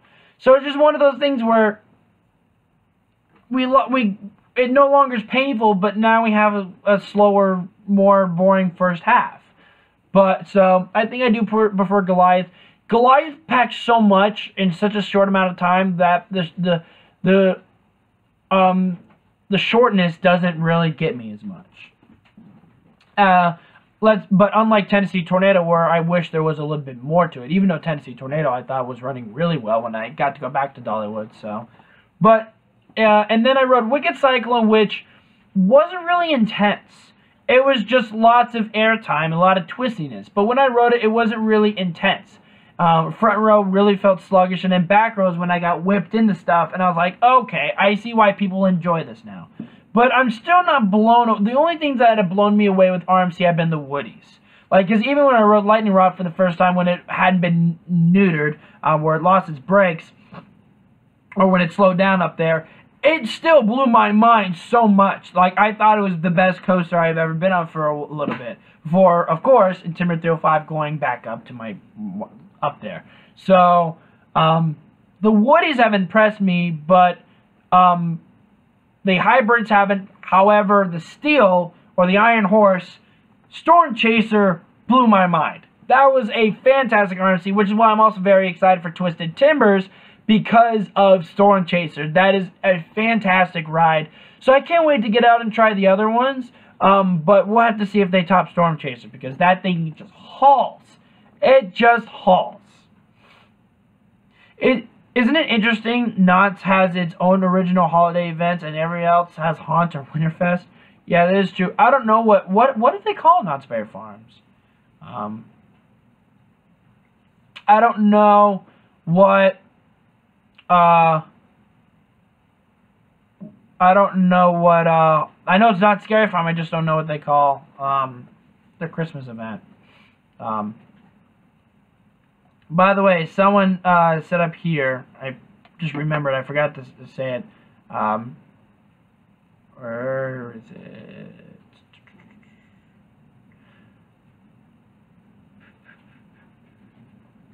Anyway, I don't know where it is, but I remember someone asking me about politically, where do I stand? I took a quiz on it because I wasn't really sure. So, because that's what everybody does, is take a quiz on stuff. It says I'm a moderate Republican, so I'm kind of on the right-wing side of things. So, but I mean, like, I'm idealistic, so I understand anybody's views, and I understand where they come from. King's Dominion's great. It is. I love it. Twisted Timbers is going to be a great addition. It will be. Oh my gosh. That will easily be the second best. I think the GP will like it more than Intimidator because it won't be as intense. And people can enjoy themselves more on this than Intimidator. But for me, Intimidator 305 will be the best, easily be the best coaster there. So I kind of pushed Katie off in 2013. It has nice scenery and interesting collections. It has the only full circuit impulse coaster in the world. Well, it's an inverted coaster, but I see what you're getting at. And a weird looking Giga compared to everyone. Oh yeah, the Giga's awesome. It really is supposed to feel like you're in a car. Even though you only make right turns on a racetrack, it still really gives you that experience of being in a race car. So, I think they turn off some of the launch fins on Lightning Rod. At least I feel there was more stuff all the way up. Yeah, I feel like they turn on... it looks like those are... I don't know what they are after the fins. The launch fin hasn't changed. It still launches you the same way. I still feel the same launches, but I think... I do remember when the launches let go, when you left the launches, I did feel something more than gravity. I did feel like we were pushing against something. Like something was pushing us a little bit to slow us down. So I think those things up there are magnetic brakes. And as they were going through, something would slow it down a certain notch. Which there's probably reasons why they do that. They don't just do it because they want to. They are like legit safety or maintenance reasons why they do that way. It's just unfortunate that that had to happen when they've already made the layoff for this thing. So now we just have to deal with the fact that the first half is a little bit slower, which is unfortunate. So let's make Six Flags America great again. You're funny. You're funny. Yeah, you guys are getting the Super Loop. You guys are getting the world's tallest Super Loop. Yeah. I think that's going to be cool. I do like Super Loops because I like how they provide a lot of hang time. I think that's probably the best part about Super Loops. They can get a little bit headache inducing, but I do like the direction Six Flags is going. They're amusement parks. They will always be amusement parks. They just add rides. So they're not going to be Cedar Fair. They're not going to add detail. Not theming, detail. The difference between that is theming, there's a story. And usually theming is in a theme park. There's always a story to it.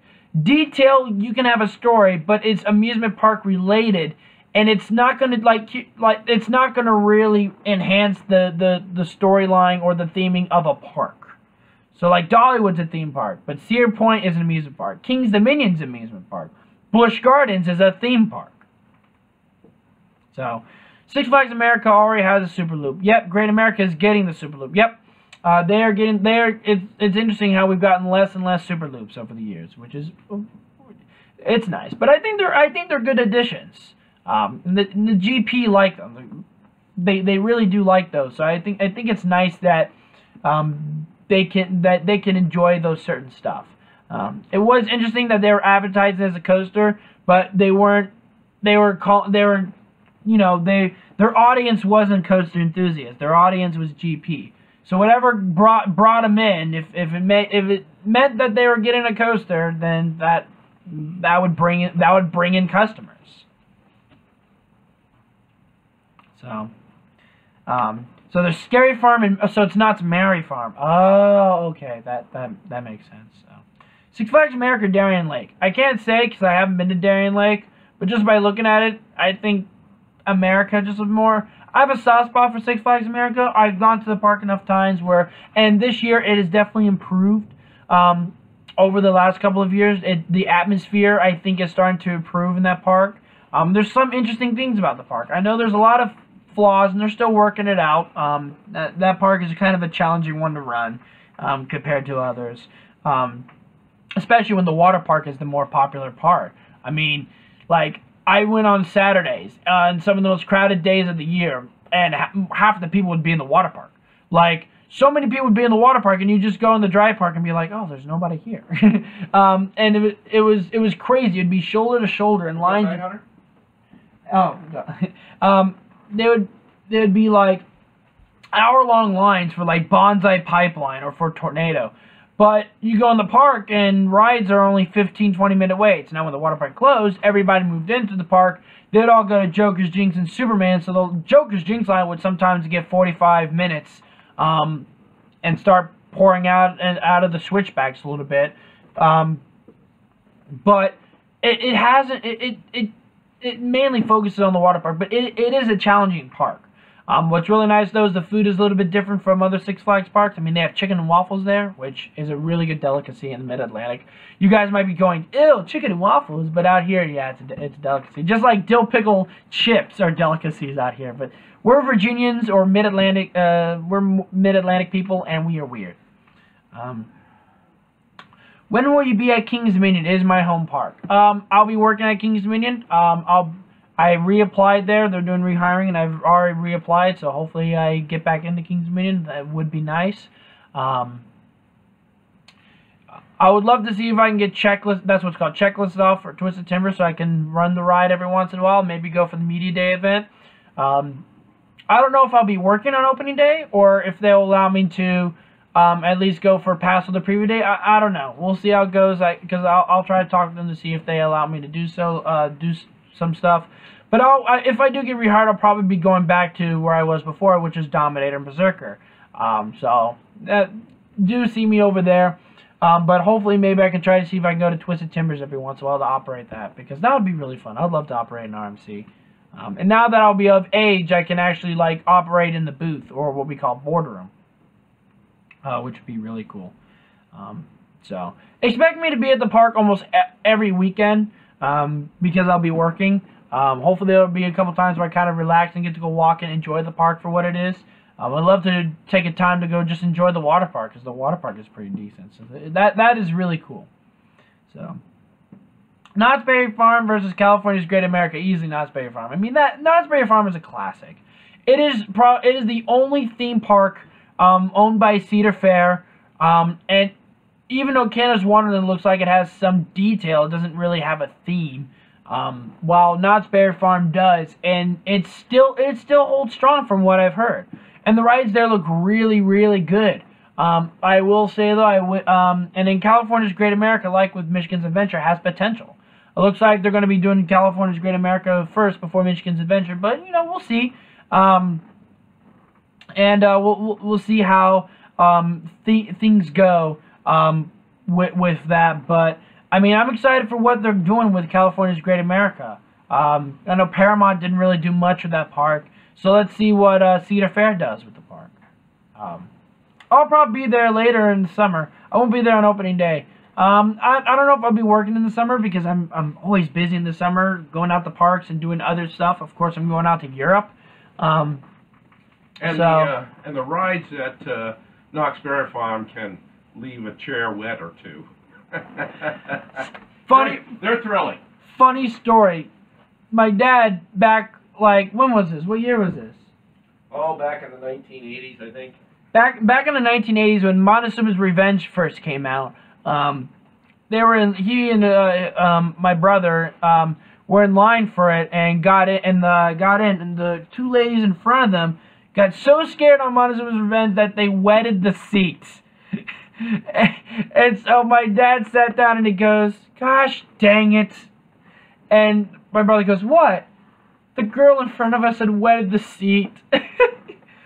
I think that's the funniest story my dad has ever told me about his amusement park trips. Those were hilarious. And of course, Taylor has his row 6 seat down. And where's Alec? I got to see Alec running at Banshee, which was really cool, and Diamondback. Now Alec's a good friend. He's a good guy. Good, awesome person. What would be more difficult? Okay, I don't know how ARMCs operate. I know everybody at the park says Intimidator 305 is actually boring because the computer does everything. You only get to press one button. With Dominator, you get to press multiple buttons because you have to unlock or lock the restraints, close the gates, get the press to all clear and stuff like that. Dominator is actually really fun, and the restraint checking is really fun too. Although the seatbelts can be tricky because if you pull them too fast, or sometimes people buck them in, but not all the way, so I tug on them, and it comes right out. Oh, man, they get scared. They're going, "Whoa, you saved my life." I was like, "Aw, thank you." That's what I do. Safety's our number 1 concern. So, I don't know. We'll have to see when I get trained for that. I'll probably have to do training again for Dominator 2 and all the other stuff, but we'll see. I haven't heard anything. I haven't heard back from them, so I'm not too sure. So we'll have to see how that goes. Best and worst wooden coasters out in California. I think worst coaster Kong. I think that's the easy one because it's an SLC. But I haven't been on it, but I'm just guessing because it's an SLC. I think the best coaster out in California would have to be either Twisted Colossus or X2. But it all depends on preferences. I mean, people probably think Accelerator is the better coaster, or heck, there might be people that like the Joker the better. I mean, but looking from it, I think, in my opinion, it looks like X2 is probably the best coaster out there. But I mean, I can't say anything because I haven't been out there yet. So we'll have to see how that happens. So. Yeah, they're still trying to work on the Paramount Parks instead of their 90s annexations, even though Michigan's Adventure was 2001. So yeah, Paramount Parks was probably Richard Kindle's biggest investment, and it was smart because Paramount Parks they were doing what Six Flags did, where all they did was focus on the teenagers. But the parks that they had were family parks, like Kings Island. I don't know about the others, but I know for sure Kings Island and Kings Dominion were family parks. And that's what gave them their growth. I mean, Kings Dominion used to get over 3 million visitors a year back in the 80s because of it was a huge family destination. And once they became a thrill park and they got rid of the gondolas, the sky ride, they got rid of the Old Dominion train, which used to have a show in the middle, like at Silver Dollar City. And they got rid of all these other cool family rides in the park. I mean, it slowly became a place more for teenagers, which the teenagers hardly sometimes went to. And people started going to Busch Gardens, and because Busch Gardens became more of the family park. They started adding the family stuff. I mean, they added Sesame Place, but that wasn't until like 2009, I believe. But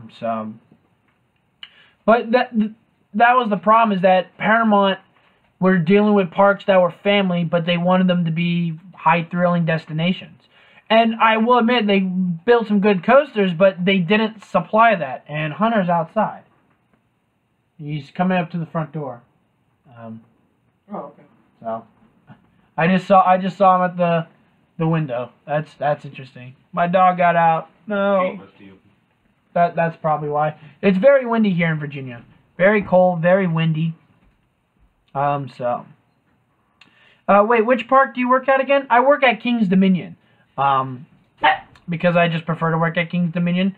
It's a really fun experience. I mean, yeah, Cedar Fair, rocking it out. And I can't wait to work. I will be working Winterfest too there. So if you guys are not able to come down until Winterfest, that'll be really cool. Winterfest, I'm excited. I bet you it's going to be Twisted Timbers. Armseas run well in the cold. And I'm guessing they're going to do what Kings Island did, which is have their newest coaster open. Of course, Carowinds can't do that because their newest coaster is Fury, and and they cannot run Fury during Winterfest. It's just not physically possible. So, what is your biggest bucket list park in the U.S. outside the U.S.? Let's start with in the U.S. Six Flags Magic Mountain. I have to get that park. That is a coaster enthusiast dream, because you have almost 20 coasters in one park. You have some pretty decent coasters, too. I mean, you have a great launch coaster with one of the tallest loops in the world. You have a great 4D coaster that you can only experience in China. You have a great dueling complete circuit coaster twisted RMC hybrid. You have an interesting Gyro Vanilla hyper roller coaster, which the GP says is intense, but the coaster enthusiasts say it's not, so I'm not sure about that. There's a great stand-up. There's an interesting GCI with some nice detail on it. They have a great suspended coaster. And then, of course, they have Tatsu, a great flying coaster. And they have the first ever looping coaster in America. And I think in the world, too. So, or the first complete circuit. So, that was...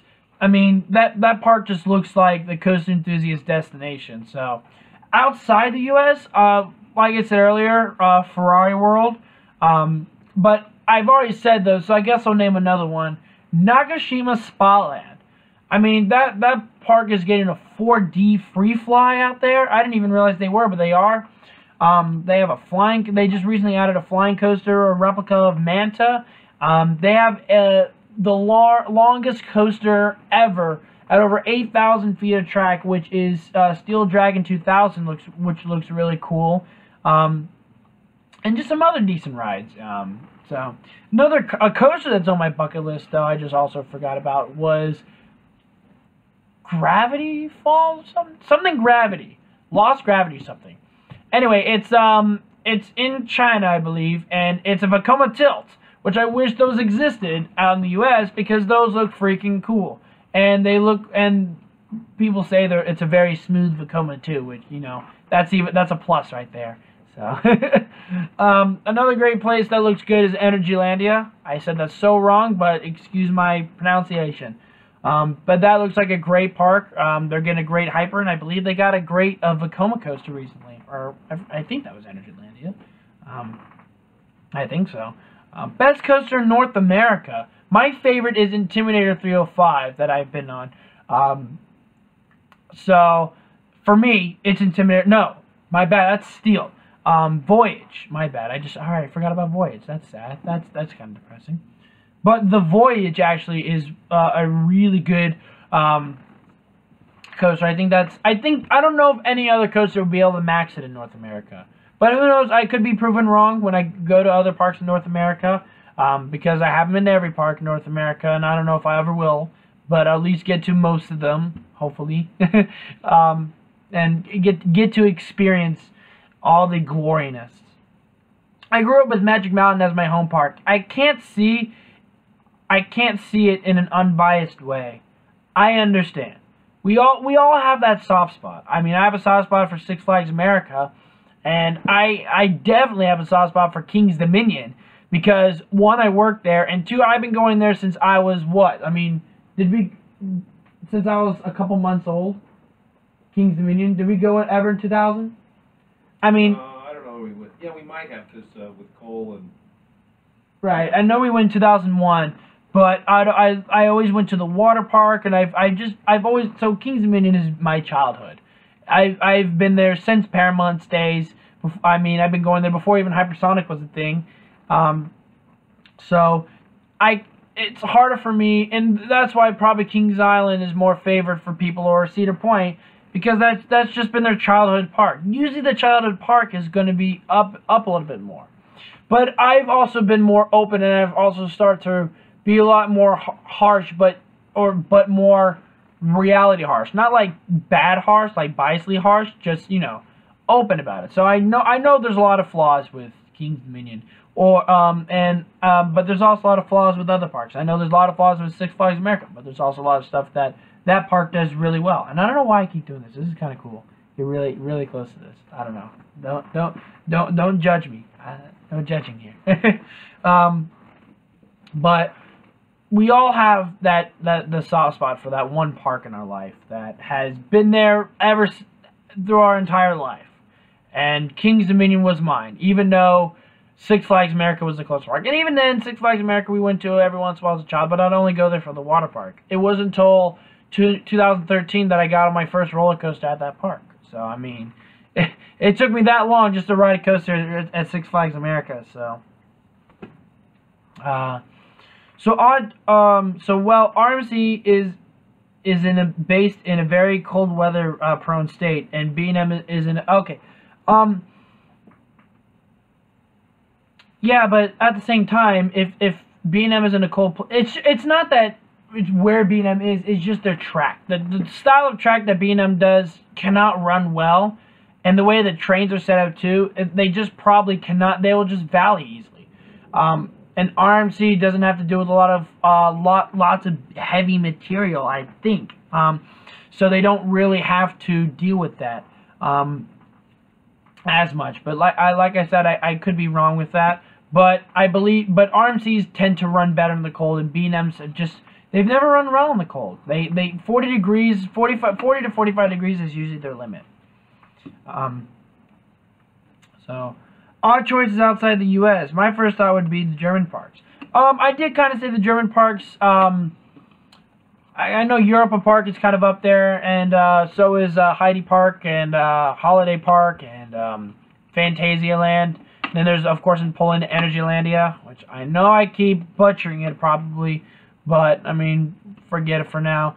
I've always wanted to go in Formula Rossa. Like, that looks so cool.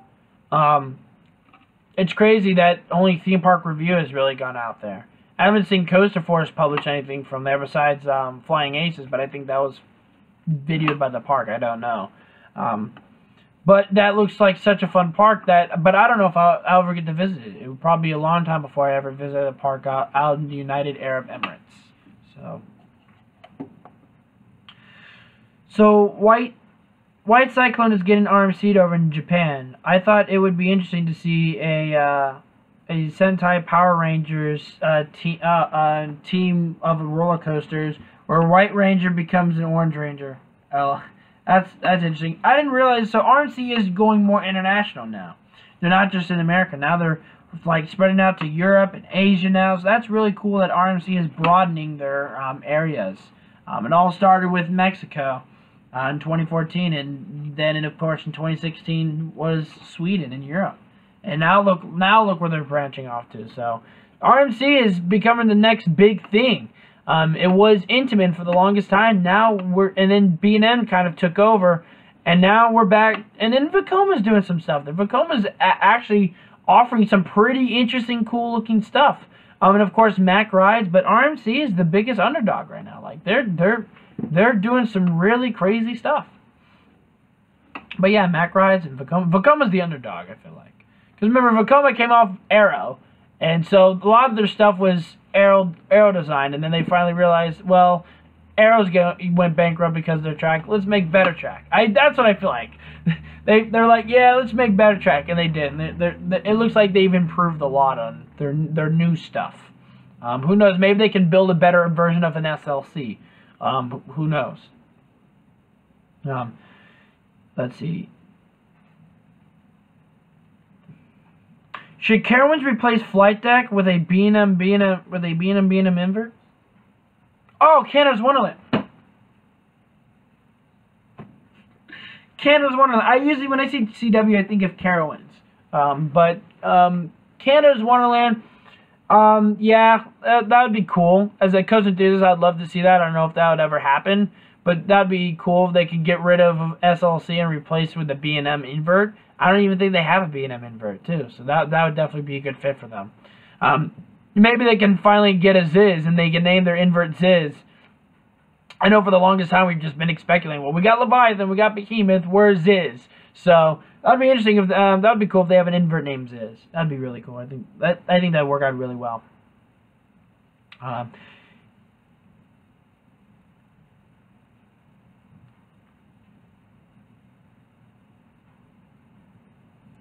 So,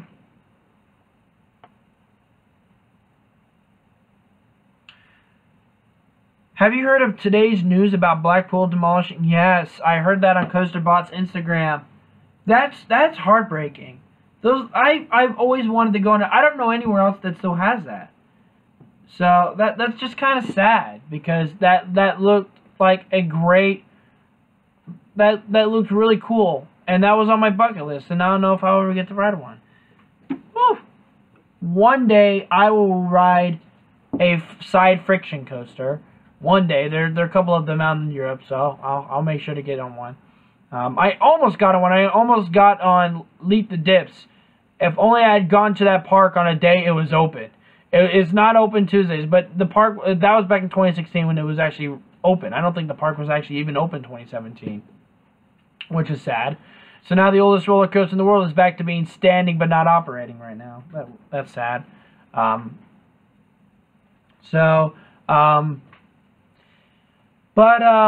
Yeah, that's sad that they're removing the. It seems like parks are now starting to remove coasters without doing a big celebration for them, which is really sad because parks, we really do care for these coasters, and it's kind of sad that parks just like, oh, we're doing this last minute, or it feels like last minute, and they just say, oh, we're getting rid of this, and that's kind of sad.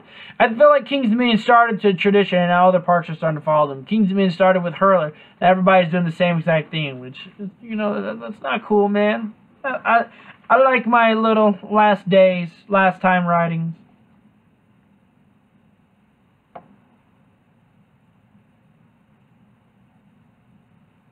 Mainly because they let Vekoma sell outside the Americas, at least Europe, Asia, and Australia. Don't know if Petro Star World would be through RMC directly or Vekoma first. I forgot because the lift hill of Wildfire was done through the help of Vekoma. Which is nice of them that they can do a little bit of a co-op there, which is really cool. And maybe that's how Europe is, that's how RMC has been able to broaden it to a place like Europe and Asia through Vekoma, because Vekoma is, I believe, a Dutch. So they've been able to kind of help RMC out a little bit with that too. So it's nice to see more Vekomas start being made. I'd love to see Vekomas come out here. The new Vekoma coasters look really cool. That launch coaster, I think it's called iSpeed.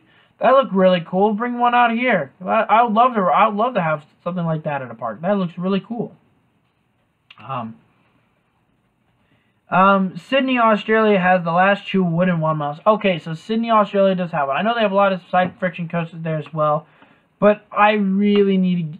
I really hope I can get out there before it closes, before that one closes, because, or we need to bring back the age of the wooden wild mouse. Those are so cool, and I always saw them in Roller Coaster Tycoon 2, which is the only roller coaster video game I've ever played. And I always remember seeing the wooden wild mouse, and I said, I've never seen these. Do these exist? Apparently they do. And one was in Blackpool Pleasure Beast, but now it's not, unfortunately. So that's kind of sad. So, yeah, speaking of Roller Coaster Tycoon, Roller Coaster Tycoon still happened. Yeah, on Roller Coaster Tycoon 2, it had it. So, I'm hoping Lakemont will be open again this summer. Yeah, I would love to. I hope they'll reopen. It was sad that they weren't open for 2017. I don't know why. I'd love to try it out. Although I'm not excited for Toboggan. That is going to hurt a lot. But oh well, it's a credit. I have to do it. But I'm really excited for Skywine. I forget already. Skyrise. I forget, but it's their big wooden coaster there. It's really fun. And of course, Lean to Dips, I think, or something. Leap to Dips, oldest coaster ever. Love to ride it. That'd be really cool. So what's going on, Blackpool? So they're removing their wooden wild mouse. I don't know what it's called, but they're removing their wooden wild mouse, which are very rare now. That's what they used to be before they became steel. And they look like really cool classics. I don't know how old that wild mouse is, but I know it's probably pretty old, probably like 50s or 60s even. Because wooden wild mouses, that's what they used to be back then, until they went to steel. So, there's two in Indonesia. Oh, that's really cool. So, in a place that I probably won't go to, unfortunately. But I think, because Blackpool Pleasure Beach is my best bet, and now that's not happening anymore. So that's kind of sad that that's what it's become too. So, maybe if I ever go to Australia, I'll try it out. But that's 1958. Okay, so I knew it was somewhere pretty old because wooden wild mouses are not made. They're nothing new. They're the old style. And then once steel came around, they kind of left, and then they started adding steel wild mice. And those are probably cheaper to make, but the wooden ones seem so much more fun. But they look a little bit more crazy too. So, I mean, I don't know if any of you have been to Blackpool Pleasure Beach. Tell me your thoughts about the coaster. And how do wooden wild mice differ from steel wild mice? Oh, it's even the biggest one too. Oh, that's sad. Mommy's home. Oh. My mother has just arrived home. That's awesome. Favorite ride at Dollywood? Lightning Rod. Still is, yeah, but I think Thunderhead is right behind that, and then right behind that is Tennessee Tornado. They're all really kind of close to each other. Tennessee Tornado is really good. Thunderhead is fantastic, and then of course Lightning Rod is breathtaking. Like that is such a fun roller coaster. So.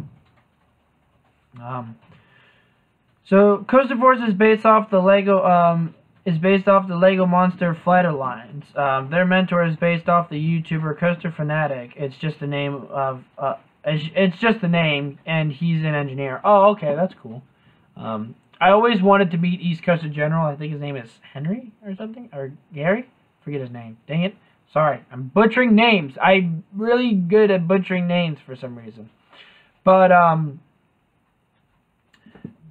I will say that I've always wanted to meet East Coaster General because those are the guys that got me into coasters. Because I remember seeing my first POV from them back in 2010 of King's Dominion, and I forget which one it was, but it was I think Dominator, widescreen POV. I still remember it, and of course the Anaconda POVs and stuff like that. And it was Coaster Force. It was East Coaster General Coaster Force that got me into roller coasters at 2010. My first roller coaster I ever rode was Rebel Yell at 5. And then I went through a period between 8 and 10 where I got afraid of roller coasters, and it took me a while to get back into them. And I think a reason why I kind of got afraid is because that year before in 07 or 06, I rode the Drop Tower Kings Dominion like 12 times in a row because I wasn't scared. And then I somehow got scared or something. I don't know. Oh, so you like Mystery Mine, or you have Mystery Mine second favorite. That's understandable. It's a really, really decently themed ride. Like, that's really good. Although, last time I rode it, I was put in the back row, which was unfortunate. So it was a little bit more shaky than I would like. It's not as high up as others, but it, ooh, excuse me. And that little dip after the final inversion up always is painful in my, area. And, but I mean, I love that drop, that first mini big drop, during the first half. That is really fun. That is a crazy drop actually. I think it's a little bit beyond 90 degrees. I'm not too sure. So they do the same thing as Wooden Wild Mounts roller coasters and Roller Coaster Tycoon 2. They tilt as they go around the corners. Okay. Yeah, I do remember seeing the POV for the Wild Mouse at Blackpool, and it looked like they actually did bank the turns, like what Arrow did on their Wild Mouse, how they banked the turns, which made it for a more comfortable ride. So I think when they don't bank the curves, or if they just bank the curves a slightly bit on the newer Wild Mice, it would be more fun. But the ones that are just straight flat and just immediately turn, those ones are the biggest, those ones are pretty painful. So I had the back road on my first ride in Mystery Mine, and it was awesome because I couldn't see where we were going, and I had no idea what was coming up, such as the drops. Yeah, that was the thing. I was more worried about, because the thing with that ride is the turns come fast, so your head gets thrown, and I didn't want to make sure I didn't get my head thrown into the restraints. But I will admit, it was nice to get some nice launching into that drop, even though there's only 2 rows. So, but I love that first drop, and even the final drop is awesome.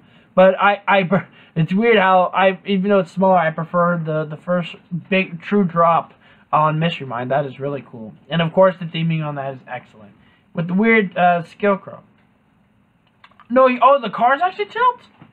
Oh, that's freaky. So like Seven Dwarfs Mine Train, where the cars are kind of free to roam, so as you turn, you kind of sway back and forth, which that was probably the most cool part about Seven Dwarfs Mine Train, is the fact that they sway while you're turning. And they try to make the track, they try to design the layout that way so that you can get lots of tilting side by side while that happens.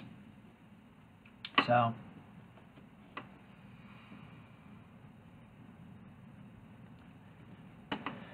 wow, what an awesome stream, I have to say. This has been really fun. Thank you guys for all the big questions. I'm still going to go for just a little bit longer. Probably no longer than 2 hours. I think you all that have been here since 2 hours have suffered enough.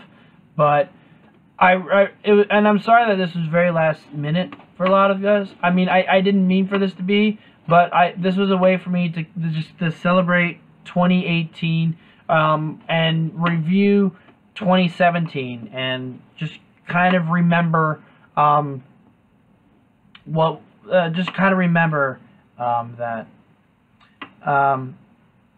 So some rides are like Orange Sentai Ranger. A few came out and then faded into obscurity and are making a reassurance right now. LOL. If you make a sharp right turn, the cars turn left. That is weird. That is really weird, but that's really cool too. But yeah, I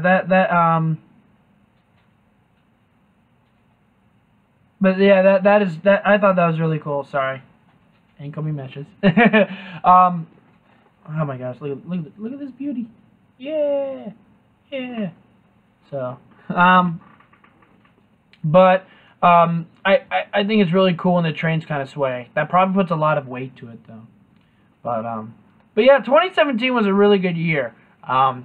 I got more views on the vlogs because of the park visits, which are really nice. I'm disappointed I didn't get to really hang out with Taylor as much, so hopefully I can change that for 2018. But I got to go to a lot of new parks, and I got to meet some new people and some new fans, and that was really cool. And in 2018, I hope to make everything all good and better, and hopefully hit some more parks and some new ones too. So that'd be really cool. I never got to ride the Blackpool Wild Mouse, but everybody says it was one of the wildest, most out of control, crazy air-filled rides in the world. I'll probably look up a vlog from Theme Park World Ride, since they probably definitely have a vlog, and I'll try to see hear what his thoughts were on the ride, and see how awesome it was. And it was so ad hoc, crazy, homemade feeling that you actually had to duck your head to avoid it. Oh, it's funny. I remember on Gemini doing the same thing, where I had my hands up and I had to duck them because I thought that while we were dropping, I thought I was gonna hit the steel beam, and I was gonna be like, oh my gosh. Oh right, I've been needing to answer this. Why is it called Summer Bummer? Okay, so for the longest time I kind of called it the July trip, and I realized that no, I called it last year. I called it the July trip, 2016 trip, which is where I went to Kennywood, Knoebels, and Dorney Park, and Cedar Point, and Hershey Park, and I tried to hit up Lakemont, but unfortunately that didn't happen. So I wanted to make up a name, something cool. Kind of like a couple days, maybe the first day, I thought, well, there's always a theme. There's always a theme of summer. It's called Summer Bummers. And I know it's very ironic, but it stuck with me. I was like, yeah, it's Summer Bummer. This is a bummer because I get to go to all the theme parks in America. No, I'm just kidding. But I wanted to kind of put an ironic twist to it, that I was going out to several cool parks, but I'm calling it a Summer Bummer trip. And it just stuck with me. I just thought that was really cool. I think next year, if I ever make a trip, I'm going to let you guys decide the name, because I make up some pretty bad names like Summer Bummer. I mean, like, you're probably going, but that makes no sense. Why would you ever call it Summer Bummer Trip? So it really just kind of stuck with me. I was just at Six Flags Great Adventure, and I was going, I think I like it. Let's just call it Summer Bummer. It just kind of stuck with me, and the whole theme of, oh, summers can be bummer sometimes, you know, lazy and not do anything fun. So I just went with it, Summer Bummer. Because there's always that kind of theme to it, too, where everybody just goes, oh, yeah, Summer Bummer, all that other stuff.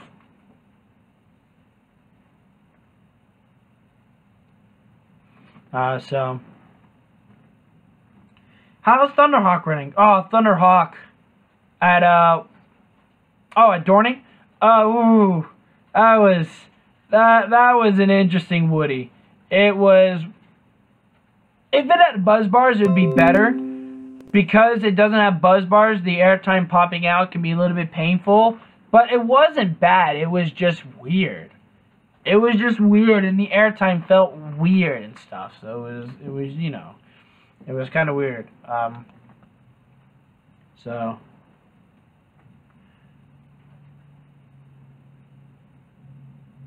someone sent me a question on here, so I'd like to kind of answer it if you guys don't mind. So someone sent me a question that there are some people that follow my channel that are not really into roller coasters or kind of afraid of roller coasters. So what advice would I give to people if they were afraid to ride roller coasters but find interest in them? Like, what are some good tips that would help persuade somebody to want to become a roller coaster fanatic? I will say, coming from somebody that was afraid of roller coasters, like, I have a fear of heights. So skyscrapers and windseekers scare the living daylights out of me. What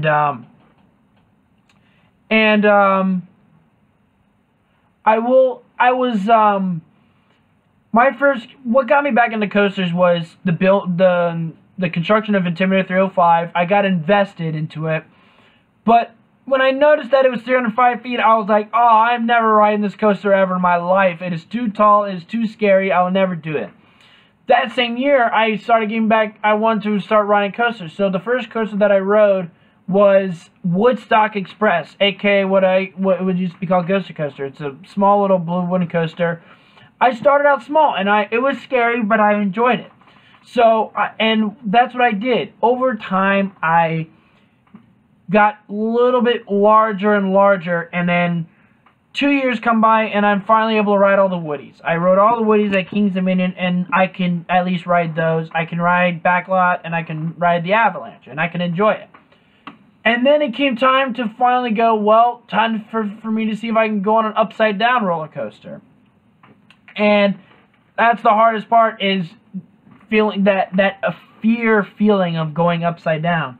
And it took me a while, but I finally got my dad said all you have to do is just look up. When you go on the loop, just put your head up and just kind of aim high and look at it. And that's what made the ride better, and that's what got me into inversions. And then I slowly went to the big ones, and finally by the end of 2017, I rode Intimidator 305 for the first time, and it was insane. 2013. That's what I will say. Start off slow, and and over time, just try to go, okay, I can do this. Now, can I try this? And see if I can just beat my fears, almost like baby steps, just stepping stones, working your way to get to get to certain coasters, because that's how I did it. Is I slowly worked my way up, and then finally I'm able to do the coasters that I do today. So that is my advice. So for people that are scared, try something small. Try something that's not too big. Not too big on drops, not really having versions, just something family oriented, something that can get you used to something, and get that feeling of enjoying in roller coasters, and see if this is something that you enjoy and you want to improve. So try something a little bit more, maybe a big wooden coaster, and then work your way up till maybe getting the granddaddy steel roller coasters.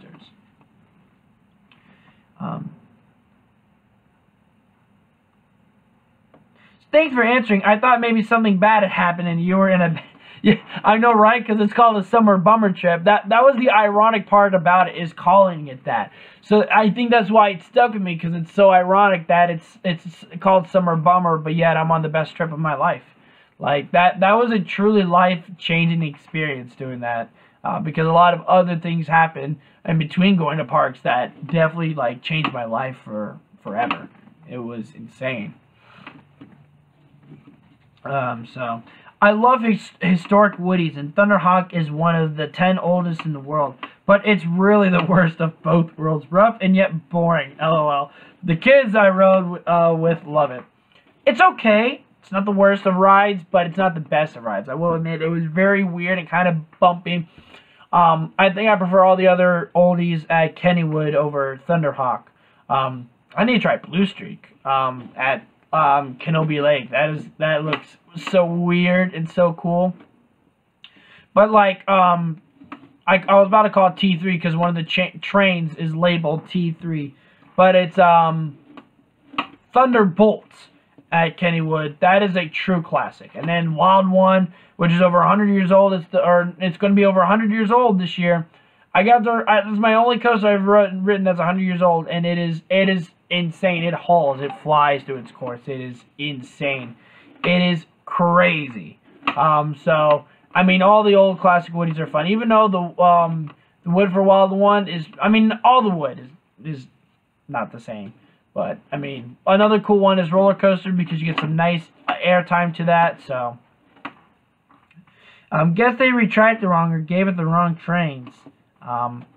Yeah, they gave the restraints on Thunderhawk were not the right trains. If they had had better trains, if they had buzz bars, I think it would be a more comfortable experience, because you really do just pop up on those turnarounds on Thunderhawk. So I think that would probably help that will help it out more. So what a great year. Like, 2017 was a great year, and 2018 is a go.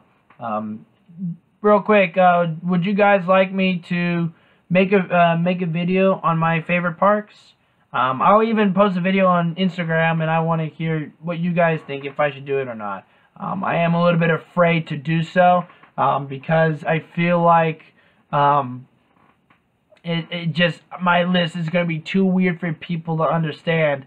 So, like, I mean, if you guys want to know, then I will definitely make a video on it. But I'm a little bit afraid to do so. So we'll kind of see how that goes. Yes, please do. All right, so we got one yes. There we go. I will say this is favored. So like I said. So, and I'll tell you here, and I'll say it in the video.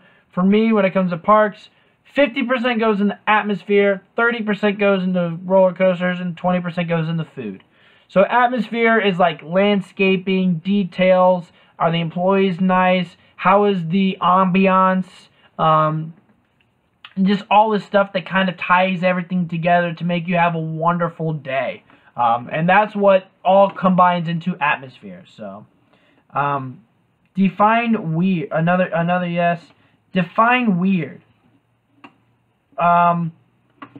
Like something that is kind of out of the ordinary, or something that wouldn't. Okay, when you think of a top 15 parks, you usually have boom, boom, boom, boom, boom, and usually they're the best. No, for me, it's boom, boom, boom, boom. 6 parks at number 1. So, I mean, if people are fine with having 6 parks at number 1, then alright, because that's the thing, is I have 6 parks tied for number 1, and I don't think I can make any of them better than the other. Like, they're just too good for me to put above the rest. They're just so equal to each other. And then it's just the fact that I like parks for certain reasons, but they may not be the best parks. But, I mean, everybody can argue about it, and I think that's what I've worried for so long, is that people are just going to be like, well, you put this park so down low, why'd you put that park so high? You're obviously biased. I mean, how many times has that probably been said so many times? I mean, I'll put it out there, but, like, I just hope that people are nice. So, because, man, some people can just be, like, so angry that their park did not make a certain spot. Like, I mean, so I hope you guys do enjoy that list. Yeah, demolishing the Wild Mouse is weird. And I thought this was England's Kennywood. Exactly, I know. They have such old classes. Like, they have Grand something. I forget. Grand Palp or something. Something Palp. And then, so what about your top 6, top 6 number 1 parks? Well, I mean, here's the thing. I don't know if people will like the fact that 6 parks are tied for number 1. People are going to be like, well, why don't you just have your 1 park? Just pick from them. I can't. That's the thing. It's just one of those things where I have 6 parks that are Grand National Palp. That's what it is. Thank you. I wish that was weird. Grand National, but I think people are not going to really enjoy the fact that I don't think people will like that I have 6 parks there, because they would rather have 1. And everybody's going to be like, why are those the 6 parks too? Like, you can eat, like, everybody's going to be like, well, you can easily choose a number 1 that's obviously this and that. And I'm trying to keep it spoiler free, just so you guys can see the video yourself, since I'll be making it. But, like, you'll obviously see when it comes out, then you can go, oh yeah, I can see why he was kind of upset, or kind of a little bit nervous, because a lot of people are probably going to question why any of those parks are probably at the number 1 spot, and why there could easily be a certain number 1 of those 6. I'm just like, no, for me, they're so equal that I cannot choose any different. So, I think I will do an extra video comparing the 6, or maybe I'll use the end of that video to talk about each 6, and say why each of those 6 are at my number 1. And I might probably make an extra video on that. And I'll say this is because this is from my top 15 or something like that, or make some more clarification. But I mean, if you guys are totally fine with that, I will do that. And I'll also post on my Instagram too, to see if that's what people want to do. And we'll see what the poll says. I'm going to Holiday World for the first time this summer. Any strong seat recommendations for the Big 4 or for Kentucky Kingdom? Holiday World, Voyage, I preferred front, but back is pretty fun. Legend, I also prefer the front, but back is also really fun. I only rode once on Raven back row, so I don't know how front row is, so go back row.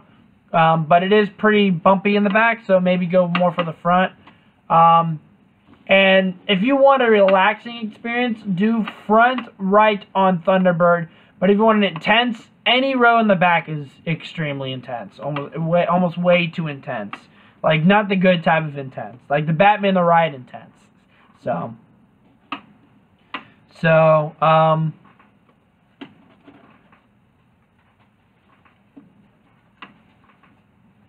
Yeah, I'm thinking of insulting comments. If anybody does insulting comments, I'm just going to delete them.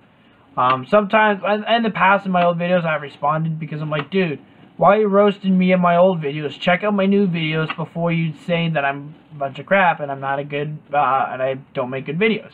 So, for Kentucky Kingdom, I think I remember clearly loving front row both on Storm Chaser and Lightning Run. Storm Chaser I think Storm Chaser was great in the back, but I can't remember. I think I did prefer the front. I mean, T3, obviously front.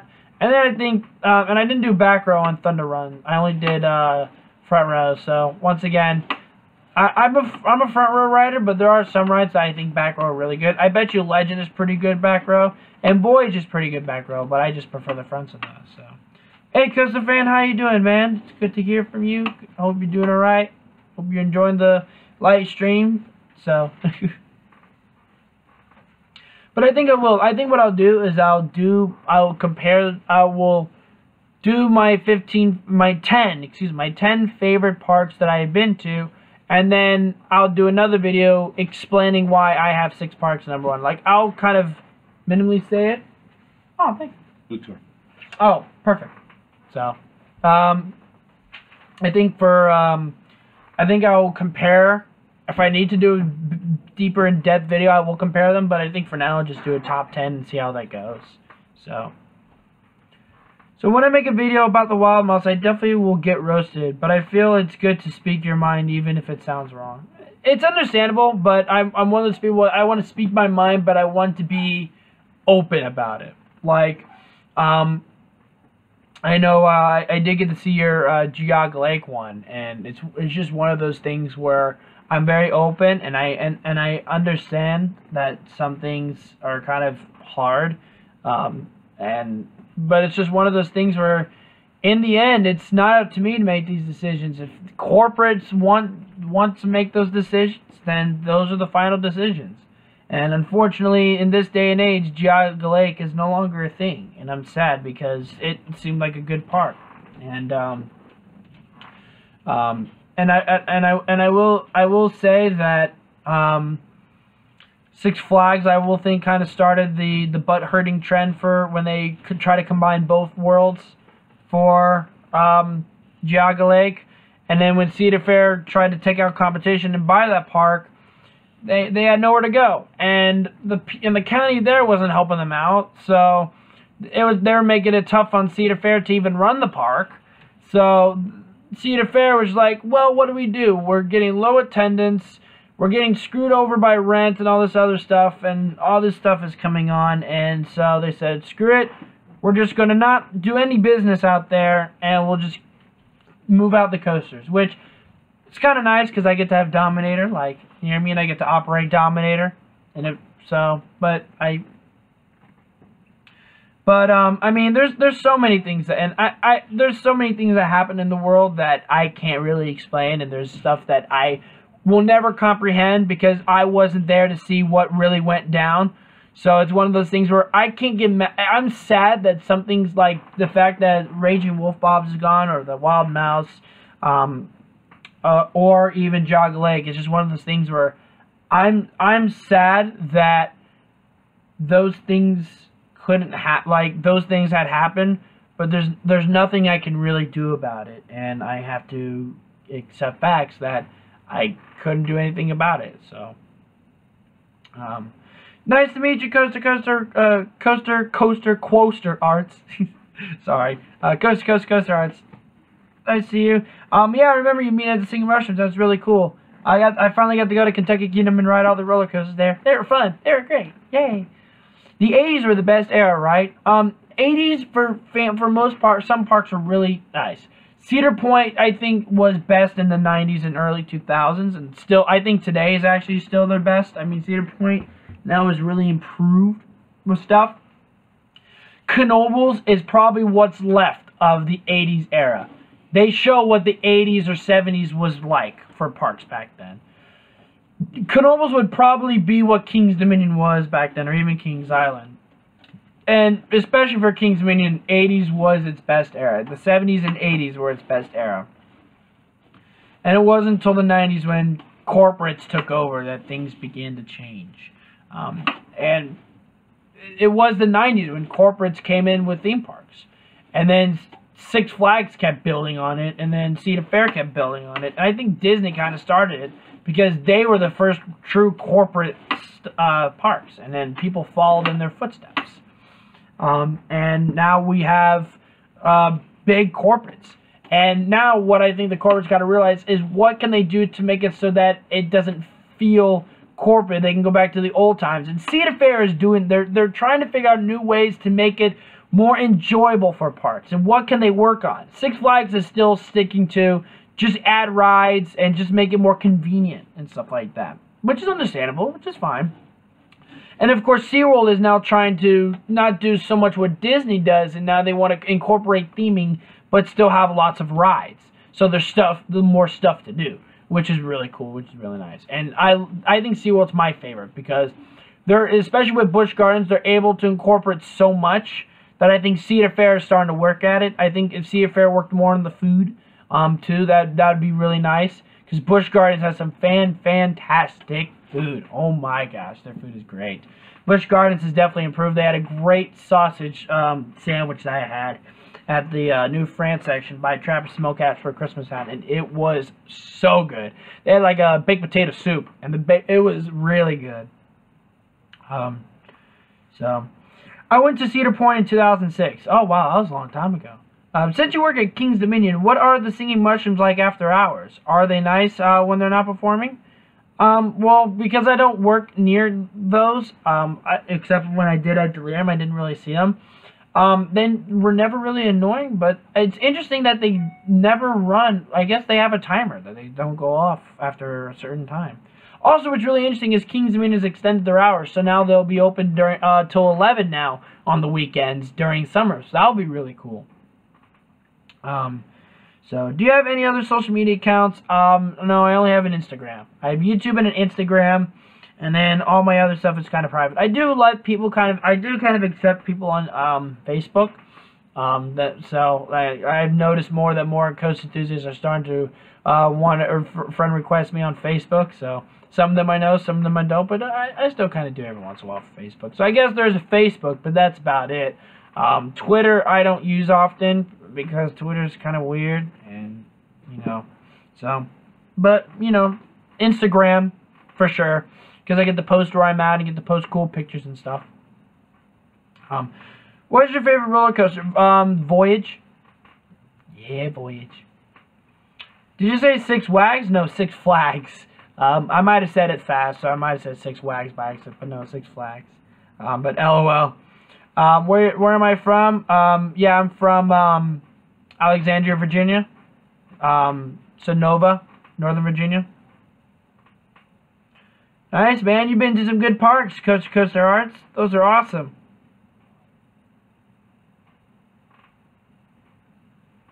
So, like, no clones, or even put two of the exact same rides at 4 hours apart, like Joker 40 free spins. Not too floorless with unique layouts. I mean, there also is this thing called like contracting and licensing. So maybe they had to do certain like stuff, and that's why they reuse names and stuff like that. Also, it's cheaper because each name they have to do, you have to do a lot of trademarking. You have to spend a lot of money on it. I mean, there's a lot of things that go through a business, and Six Flags is trying to do the best they can because they're also trying to learn from their mistakes that they made in the early 2000s that led to their bankruptcy. So they're trying to minimize a lot of stuff, but still at the same time provide something that's enjoyment for others.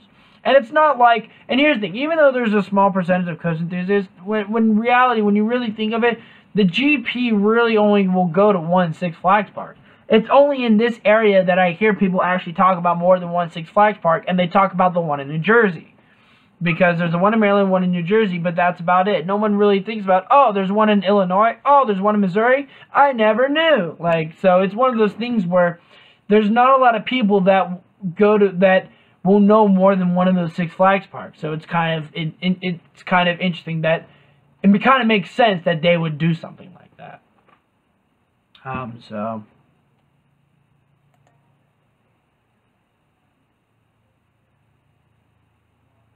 Yeah, SJW. What does that mean? What does SJW mean? I've never known what that meant. I've always wanted to know what that meant. I know it's like Star Wars, I think, or something like that.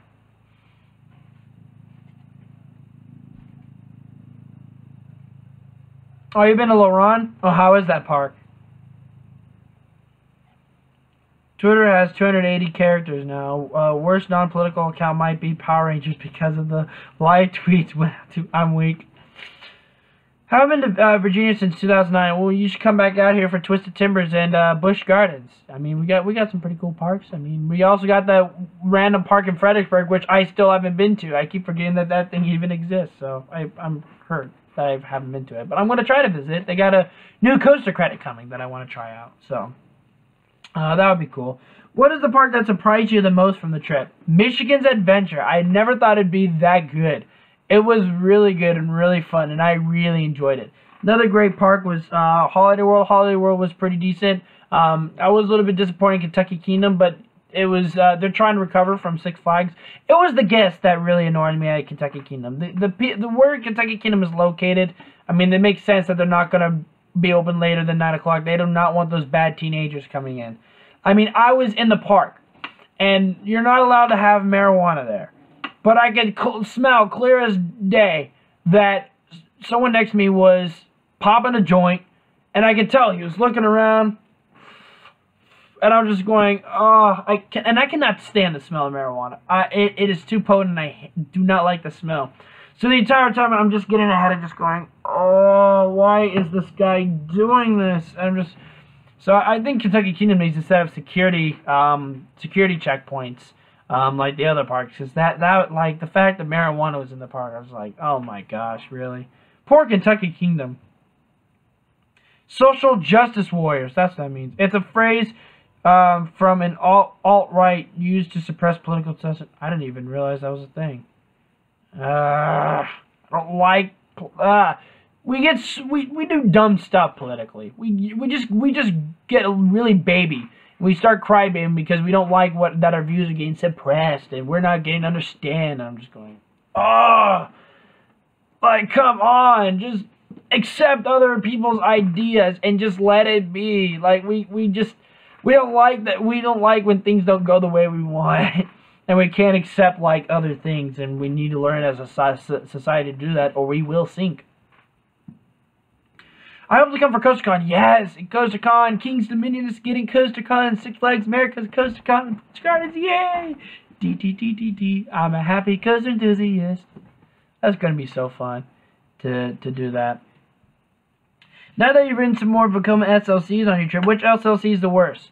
I think I really got to get into New England, just because of the pain on the legs. Those new restraints are really painful on the legs. I was not expecting it to be that painful, but they were pretty painful. Oh, you also live in Virginia? Oh, nice. Are you planning to return to Kentucky Kingdom or Holiday World soon? I plan to return to Holiday World. I want to try to go out for Hollywood Nights. That's the only real plan I have to go to a park kind of far out, is to try to go to Holiday World during Hollywood Nights. Kentucky Kingdom, I don't know yet, but it's possible. But yeah, come out for CoasterCon. CoasterCon will be fun. But yeah, I will say the worst one that I've ridden was Six Flags New England, the Come Out series. But the best one was Thunderhawk. Thunderhawk was really fun. Like, it was really smooth and really fun and really awesome. Busch Gardens Williamsburg is a fantastic park. Yes, indeed. It is great. The atmosphere is great. The food's great. The coaster lineup is... I mean, they have some world-class coasters. I mean, say what you want about them, but you gotta admit, Their lineup is pretty freaking fantastic. There's not a single coaster there that I would put lower than a C plus. And the C plus coaster is Tempesto. But even then, I'd almost put that at B minus too. Like, that's just amazing that their entire lineup is B or higher. And at least every other park at least has one D in my lineup, or one D plus. So, nice dance. Thank you. Da da da da da da da da da da da da da da da da da da da da. There we go. That's better. Woo. You're welcome. You're welcome, Internet. I smelled pot when I was at Disneyland. I was like, really? I'm sorry for you, man. I'm sorry you had to experience that.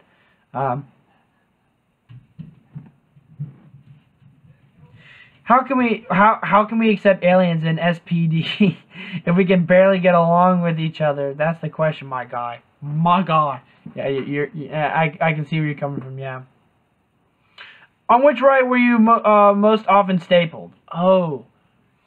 I see on the B&M Hypers, I kind of get a little bit stapled a lot at Six Flags, because Six Flags is now installing these things at some of their parks where I guess there's now sensors on their restraints where if the sensors don't feel any like connection with skin or anything like that, just like feel a connection between legs and restraints, then the coaster will not run.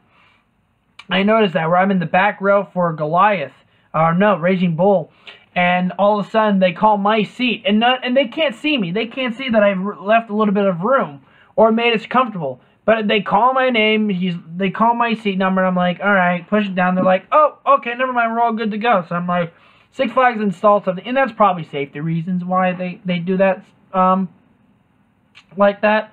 But the worst ride I got stapled at, those jerks at Kings Island, just because they're jealous that King's Dominion's better, they decided to staple me on Mystic Timbers. Like, insane. Literally, it was funny. It's like, I was like, oh, I'm sorry. Oh, I'm sorry. Oh, my bad. I am so sorry there. I am so sorry. Enjoy it. Like, he, on purpose, it was funny, but still, he stapled me really, really bad on Mystic. And I don't know how I still got airtime, but still, because in the summertime I didn't, but apparently in the winter I did. It was weird. So...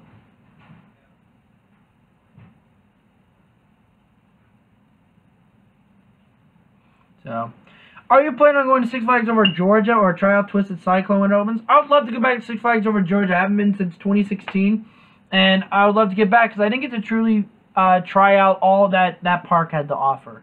So I would like to see if I can get back to that park again, because that's my favorite Six Flags park that I've been to. And yes, I've been to Great Adventure, and I prefer over Georgia. So.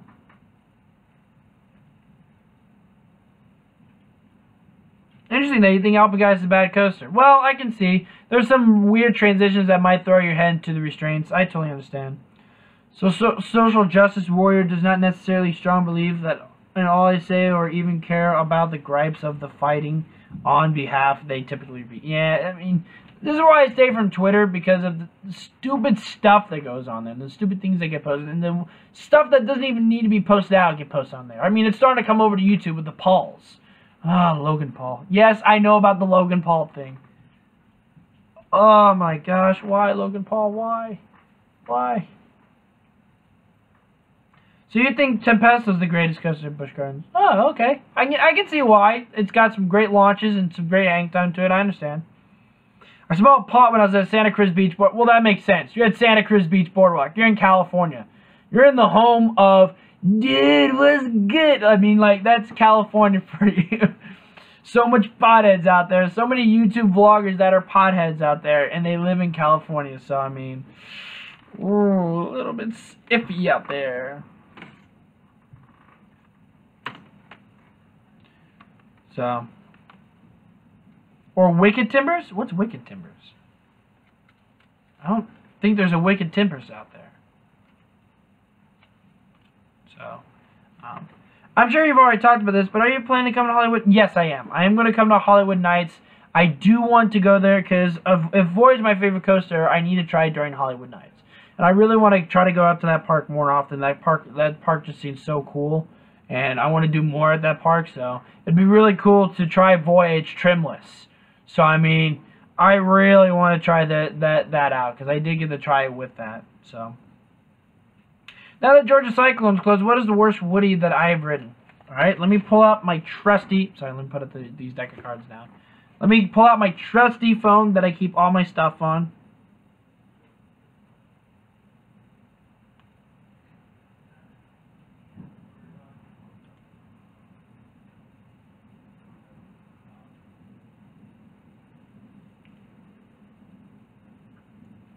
So, let's see here.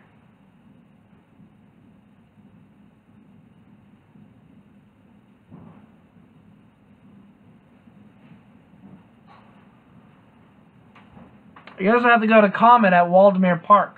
Just for being... No, that's a family one. No, I'll exclude the families. I guess I have to go to Wildcat or Hershey Park, even though I give that... No.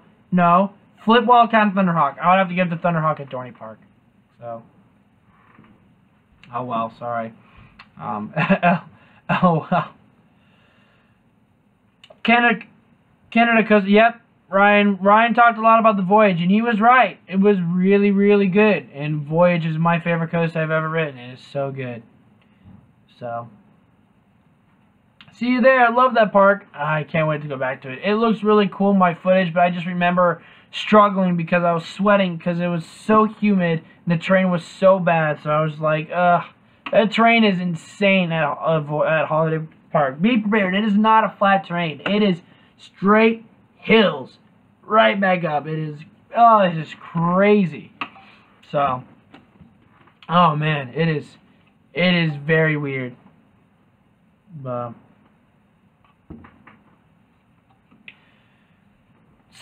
yeah, I hope to go back to over Georgia. I mean, there's so many good parks I want to hit in 2018. I don't know which ones to do. I want to go back to some old parks because of new coasters. I also want to go to new parks just so I can get some coasters that I haven't gotten in yet. So, unpopular opinion, I love the Boss. It's not really an unpopular opinion. I'm one of the opposite. Because a lot of people actually do enjoy the Boss, that I know of anyway. Everybody says, oh, the Boss is awesome, and then there's me. I'm just not a big fan of the Boss, unfortunately. I thought it was way out of my comfort zone for reference. It was pretty painful, actually.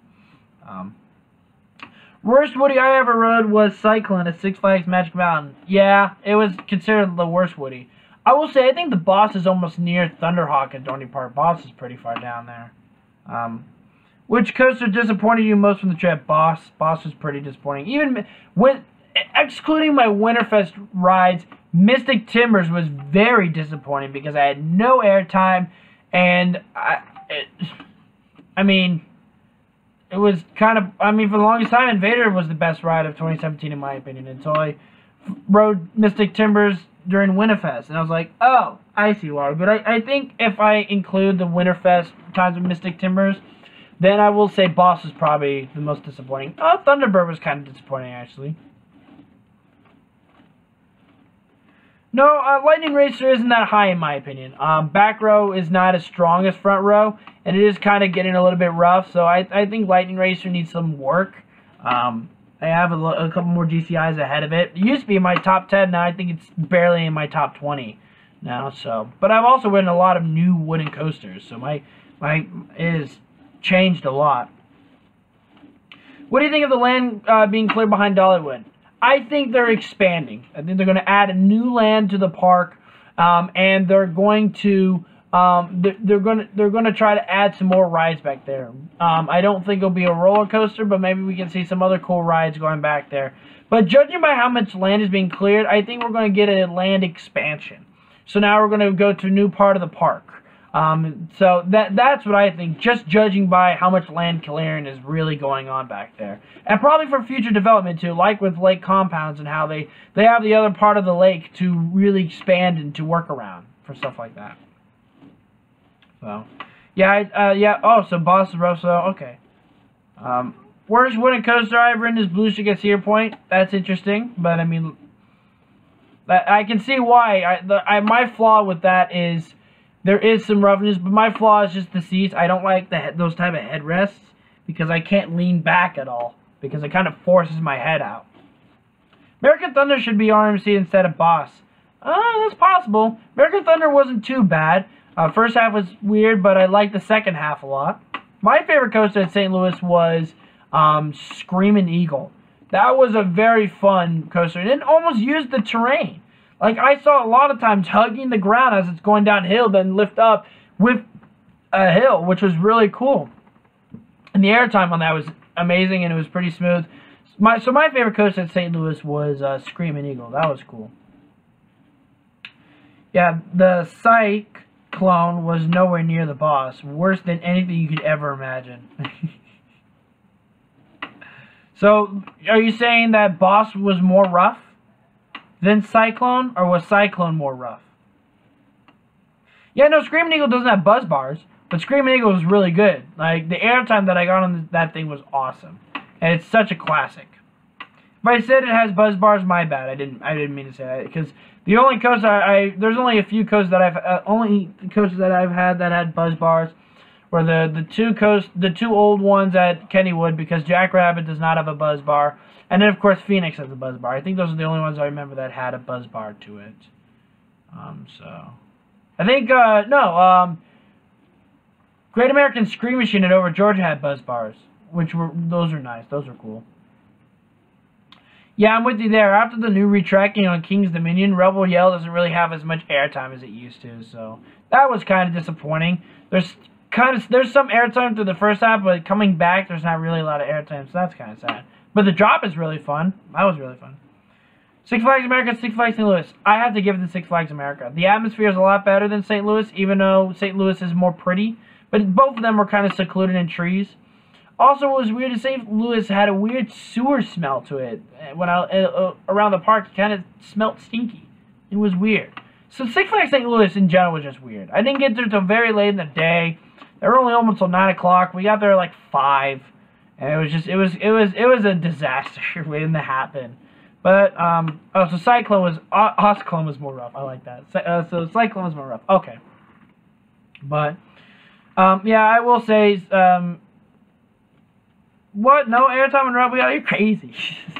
For me, yeah, there used to be a lot of airtime, but I feel like now the airtime has at least weakened to the point where I'm most of the time in my seats. I feel like Grizzly has substantially a lot more airtime. Grizzly has lots of it. What did I think of Ninja? I thought it was underrated. I didn't find it bad. I literally did not find any roughness in it at all. It was bumpy like the Anaconda. I can feel bumpiness, but it wasn't bad. I didn't get a single head jostling. I was so confused. I was like, wait, I thought this was supposed to be bad, and it wasn't. It was actually beautiful, and I enjoyed the Ninja. I enjoy it more than the boss. So it was weird. I was ready for the worst, and I didn't get the worst, not even close. So I mean, I was fine with it. I was fine with it. It's probably up there with Anaconda, which I am alright with Anaconda. It's not too bad. It's not too bad. It's not the worst. It's just right there in between. It's okay. So wait. I haven't ridden the boss, but nothing could be more painful. Oh, you haven't ridden the... Okay, yeah. I mean, if it beats the Hurler's roughness, then ooh, that's interesting. Did you know that only 3 Six Flags parks in the Six Flags chain have these 2 wooden coasters? Yep. St. Louis is definitely the worst park. I think I would give it to Laron, just by all the things I've been hearing from Laron, but I don't know. But in America, I will say, I think St. Louis is probably not as good. The guests there are kind of weird, and I mean, the smells and stuff. It was not bad, but it was not great. Like, you know what I mean? It's weird. So I definitely prefer Six Flags America over St. Louis. Besides going to Kings Dominion when you work there, what other first theme parks do you plan to go? Hopefully to go to Busch Gardens opening day and Six Flags America's opening day. But I don't really, I know, besides Holiday World, I don't know what I'm doing yet. It's a possibility for me to go out to Texas and hit the Texas parks and Frontier City out in Oklahoma. I might go up to Canada. I mean, I don't know. With the Europe trip being in the way, I'm not going to do as big as a trip as I did in 2017. Because that's where most of my money's going. And I'm not going to be hitting any parks in Europe, unfortunately. So, that's unfortunate, but education comes first. So, I got to do what I got to do, and maybe some other 10 years from now, I'll probably go out to Europe and finally go out and experience Europe. But hey, shout out to the Coaster Kids that they're going to go out to Europe and experience all those parks. I hope he enjoys it, because he's going to a lot of parks. He's going to he's going to double his coaster count. So I mean, go for it, Logan. Go have fun, man. I respect your opinion. Aw, thank you. I totally understand. Like, I respect yours too. You probably love the Boss. Like, I can see why people like certain roller coasters. Like, it's not like because I think it's bad, everybody else must be wrong. No, I think everybody has their own right mind. Like, this guy here, Coaster Arts, he thinks Grizzly is in his opinion the second least favorite coaster, his second least favorite wooden coaster. And I totally understand. Like, you can believe that. And then there's me that says Grizzly's one of my favorites. So, I really like Grizzly. But it's understandable, and everybody has their own thoughts. Because no coaster, no ride on a coaster will ever be the same. You can ride this, two people can ride the same exact coaster, but they will both get different experiences. It's so crazy. But that's the life of a roller coaster. Every single ride will never be the same. So, that's what's incredible. In my opinion, Rebel Yell is the worst roller coaster at Kings Dominion I rode. Even when Hurler was open. Interesting. I mean, yeah, Rebel Yell has some bad spots in there, but yeah, the airtime's not. It's a classic, so it's still fun to ride. But I will admit, it's not as crazy as it used to be, in my opinion. I think the retracking had a lot to do with it. What is the best park I've been to? My favorite park that I've been to, there's 6 of them. And I will let you guys know when I make the video of my 10 favorite parks, including the 6 that are tied at number 1. So, watch Cyclone, Here Comes the Pain from Albert Lynn. You'll see just how bad the ride was. I saw some footage from Theme Park Review, but I'll make sure to give that a shot. So, I despise X2. I'm weak. I despise X2. I mean, hey, like X2 is, I feel like, a polarizing coaster. You either love it or you hate it. There's no really in between. You either love the coaster or you hate the coaster. Hurler is so much better. Really? I mean, yeah, like, if you think that, go for it. But Hurler's better than Twisted Timbers? Oh, JK. Okay, I was about to say, I didn't even see the JK there. Oh man, I was about to say, I'm like, I mean, you can believe that if you prefer rickety old airtime. Hey, I admit, Hurley had some good airtime. Man, it was rickety, really rough. I've ridden 120 coasters, and it's the worst of all of them. Like I said, for X2, you either love it or you hate it. Grizzly is an awesome coaster, great night ride. I agree with you there. The night ride, I think, is what really blew my mind for Grizzly. It's so much fun. And the airtime is awesome. So, oh, well, it's kind of interesting because I'm thinking about it. If you ever get a chance to go to Kings Dominion, if you guys like water rides, go out to Whitewater Canyon. That's where my girlfriend works. So, so go out there and shout out to her. that would be awesome. So, I was kidding about that I like Hurler. I was kidding that I like Hurler. Okay. I mean, you can like whatever, bro. Like, you know, you're good. You're good. I ain't judging here. Or am I? So, oh, I got a comment from somebody. Shout out to Seth Nats fan. Or Mid-Atlantic Thrills. He said, hey, your first ride on Twisted Timbers, I want to take a pic of you and your in that barrel drop. Go for it, bro. Shout out to you if you're in this live stream. Lightning Rod is my favorite coaster I've ever ridden. I can see why. You're so lucky you didn't experience Ninja at Six Flags over Georgia before it got smoother. Yeah, I was there when it was closed. Like, I went early spring of 2016, and it was closed. So, but it looked horrible. It was horrible before it got smoother. It was just plain terrible. So, yeah, it looks better, but it still looks like it still has those bad moments in it. So, unfortunately. But I hate Great Adventure. A little bit of exaggeration. And it's my home park. Yeah, Great Adventure, it needs some work. It's better than when I went in 2014. But I feel like Great Adventure still needs to work up on their atmosphere and get cleaner pathways. Their pathways are still kind of rugged and very torn apart. And it could use some more love to it, I guess, per se. So it's getting there. But I still think that park could use some work. I definitely think Six Flags New England and Over Georgia, or I like those two more than I do Great Adventure. And I think Great Adventure and Great America are kind of on par, to be honest. Mean Streak is not that rough. Alright, well, I have a story for you. I'm riding Mean Streak back row. It was so rough that it tore my camo shorts in the back, from the top all the way down my leg. So, like, from all part of my leg was showing because I got a huge hole because of how rough Mean Streak was. So, yeah, it was pretty bad for me anyway. I mean, it's jerky, but I think it's tolerable. Okay, for Blue Hawk, so that's good. If at least it gets tolerable, then that's a plus. Because I'm fine with jerky but tolerable, but I'm not fine with jerky and uncomfortable. I think nobody is. That's just how things go. So Six Flags Great Adventure is my home park. Oh, nice. So it's about 3 hours from where I am, but I just don't go to it often, unfortunately. It's funny that I go to Carowinds more often, yet that's 6 hours away. That's very interesting. I just wow.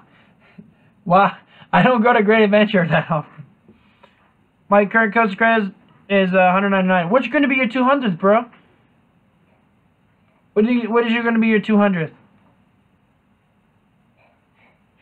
I'd love to know. Tip: don't ride Superman the Ride in New England in the pouring rain while I almost got to ride it, but I did ride it during the day because they had a shout out to Samantha. You are awesome. Hope we get to work at King's Dominion together. Yay! My coaster count is 97. Awesome. What's going to be your 100th coaster? So, yeah, I got to ride Superman the Ride. I didn't mind the restraints. The restraints were very awesome, and it was one of my favorite steel coasters. It's today my second favorite steel coaster. It is awesome. So, the only reason I haven't ridden a Skyscraper is because it always has line. I know, right? That's my excuse whenever I don't get to ride Windseekers or Skyscrapers. I'm like, oh, it has a line. I don't get to ride anymore. I mean, it's not painful kind of... I mean, it's not the painful kind of jerky. After I rode Blue Hawk both times, I got no pain from the jerky. Oh, that's good. So, Lightning Rod will be your 100th coaster. Good pick. Good pick. My 100th coaster was Sky Rush. Love your profile pic. And then, of course... my 200th coaster was Superman the Ride. And I'm still trying to debate what my 300th is going to be. I still got a ways away to get there. I'm at 243. So I don't know what my 300th will be yet, but we'll have to see. So my 200th will be very soon. I'm raging, so that'll be Voyage. There you go. Smart. Stanford Bridge. Good. Good job. Good job. Voyage. That's 200. I wish that could have been my 200th, but no. I think it was like my 220th, I think, or something. 225th. I don't know. What up, Coast Division? I don't really like Superman the Ride because the restraints are painful. Like I said, I totally understand. Those things are bulky. Like, those things are bulky. I got lucky, I guess, because the guy just lightly tapped it and said, yeah, and then pulled back and said, yeah, you're good. So I had lots of room, although it was weird having the airtime right on the tip of my legs, right next to my knees. That definitely felt weird, but it was still really, really fun. And I still got tons of airtime. But I totally agree why you think Superman the Ride might be painful. But then again, Sky Rush, everybody says it's painful, but even then the restraints didn't bother me, although I can feel it, though.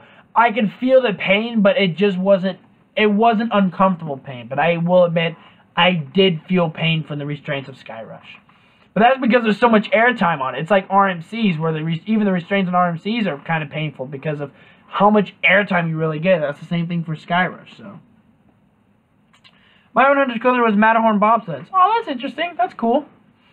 So I was going to ride my 200th coaster at Dollywood, which was Whistle Pond Chaser, but it was closed the whole day when I was in the winter. I'm kind of glad it's not Whistle Pond Chaser. I think there's better rides out there for your 200 coaster. But hey, you do you. I mean, if you want a kiddie coaster to be your 200 coaster, go for it, bro. Superman the Rise is 6 out of 10. Wicked Cyclone is a billion 10. Okay. For me, Wicked Cyclone wasn't intense enough. I was expecting more Storm Chase like, even though I haven't written Storm Chase yet until later. But I was thinking it was going to be as intense as Storm Chaser was, and it didn't turn out to be that way for me. But it was nice in the background. To be honest, Busch Gardens Tampa has plenty of rides. That could be someone's favorite. But my favorite is Kumba. Same here. Oh no, Falcon's Fury I like better than Kumba, but Kumba is my favorite coaster there. But I haven't ridden Falcon's Fury. I'm kind of scared. I was scared to ride it. That thing is crazy. Oh my gosh. Falcon's Fury is my favorite drop tower. Just hands down. It is so good. So great. I need to post out my POVs of that park. Same with SeaWorld Orlando. I'll start posting back POVs. I'll start with the Florida parks that I hit back in 2016. Then I'll do the Lagoon Park. And then I'll do my Knoebels POVs. Wicked Cyclone's my number one. Okay. So Wicked Cyclone is better than Sky Rush by far. Okay. I love Falcon. Yeah, Falcon's Fury is great. It's so good. Because fan, I fully approve of that 100th. I know, right? I fully my 100. Right here. Oh, my 100th coaster credit was Phoenix at Knoebels. I approve too. Phoenix is so good. Oh my gosh, Phoenix is incredible. It is such a great roller coaster. That is a classic. Like, that's what coasters used to be. Just think about that. Just think about it if the Bee still had it, even though it doesn't have airtime. But think about if the Bee still had that. Think about if Grizzly had that. I mean, that's insane. Buzz bars are amazing. Like, I am so glad that they still do buzz bars. But, man. Or they still have buzz bars. But I wish buzz bars still exist. I'm guessing Ka is around 50. But I only organized by park or type. Ka is like number 20 on my list for steel coasters. Ka's not that far. I love Phoenix. Yeah, Phoenix is awesome. Not very far Duke to me. What does that mean?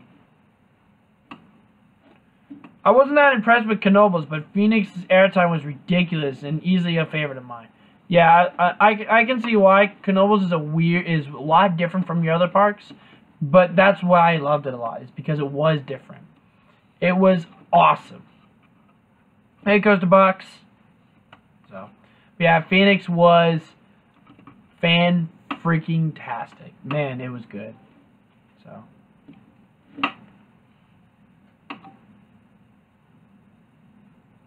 I just think over. I know.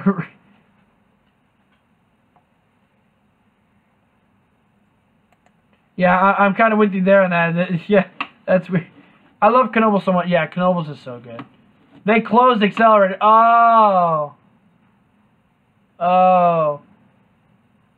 I'm sorry that Accelerator was closed, bro. That happened to me with Afterburn at Carowinds the first time I went to Carowinds. And Raven, until Raven reopened off. I got lucky with that. But, man, I'm sorry that you had to deal with Accelerator being down. That happened with me with Lightning Rod. Let's just say that. I got a rollback at Lightning Rod back in 2016. That was funny. Ah, good times. Yeah, I can see why I like the Flyers more. Flyers are so much fun. Flying scooters are so much fun. Like, they are the craziest rides. And the one, I admit, because I got to ride the ones at Knoebels, they are scary. Like, I thought I was actually going to break them. So, there are some times where I wouldn't even snap them hard, because even if I did, I'd feel like I was going to break the car. But it was that insane. So. Did you think Flashback at Six Flags New England was terrible? No. That's one of my favorite boomerangs, actually. I rode it the second to last row. Goliath on the hand, yeah, Goliath in New England wasn't that good. It was okay, but it wasn't great, to be honest. It was kind of more bumpy than I was expecting. I was like, ugh, no, why? Knoebels Flats are cool. Like the oh my gosh. I love that, those little rocket ones, the old time, that they start like this, and they kind of turn, and then it will go sideways. Oh, that thing is crazy. That was so much fun, though. Yeah, Knoebels is great. So, the modern version of a looper is in Planet Coaster. Oh, that's nice. So, there needs to be a launch B&M Hypercoaster. That'll be one for the books. I think you know what'd be really cool is if B&M made a coaster like Kumba, except the lift hill was a launch. And instead of having the pre-drop, you would go up in the launch, and you immediately drop, and then you'd go into a dive loop, and then do a layout similar to Kumba. Then you go into vertical loop, then zero-G roll, and cobra roll, and do all the cool stuff. But the lift hill would be launched. I think that'd be really cool. Six Flags America is worth the whole day. Yes, it is. I agree. Because you have to experience the water park, too. Almost 2 days, actually. Yeah, Goliath. Boomerangs are hit and miss for people, but yeah, Goliath, I was like, whoa, where is this roughness coming from? That was so out of left field. I was not expecting the roughness to be that bad. But yeah, it was. I was like, Vekoma, what are you doing? No. It's like 4 tracks on that thing. That thing was weird. Kumba's so lit. Litty, yeah. But yeah, Kuma's awesome. I saw your video on the Wild Mouse at Blackpool. So furious at them. I didn't make a video on it. Oh, I guess for somebody else. Okay. State you from? Virginia. I'm a Virginian, just like Taylor. We both grew up in the state of Virginia. Except his home park is Kings Dominion. Mine was Busch. Nope, no, it wasn't. It was Six Flags America. It still is. California. Hello, tonight. Nice to see you. Sorry if I butchered your name again.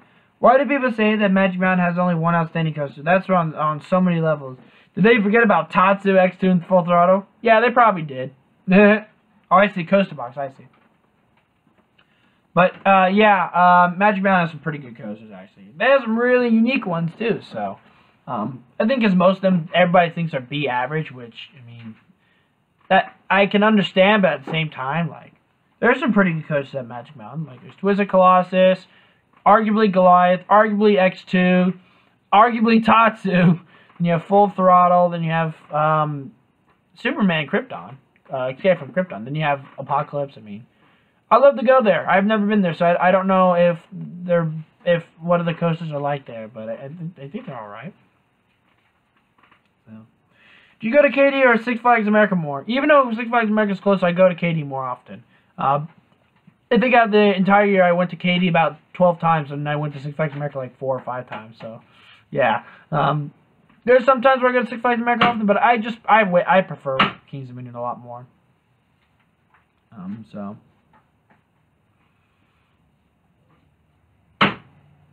So Banshee is so overrated being an invert. Yep, I agree. I think Banshee's overrated. Ah! Except for him. He thinks Banshee's the best. No, I just like it. Oh, he likes it. Okay. I just like it. I think Banshee. Well, I noticed that a lot of people hype King's Island's coasters a lot. Everybody hyped Mystic Timbers a lot. Everybody hyped Banshee when it came out. Everybody says Banshee was the best inverted coaster to ever come out when it first opened. I remember all the hype. But to be honest, Banshee's a good ride, but there's so many better inverts. I prefer Talon, Raptor, Alpengeist, Montu, Afterburn, and way over Banshee. So, Lightning Rod's overrated. Understandable. It's okay. Coach Studio said if you ride X2 in the inner seat, you'll have a good ride on it. Yep. So, you're going to Dollywood soon. Nice, bro.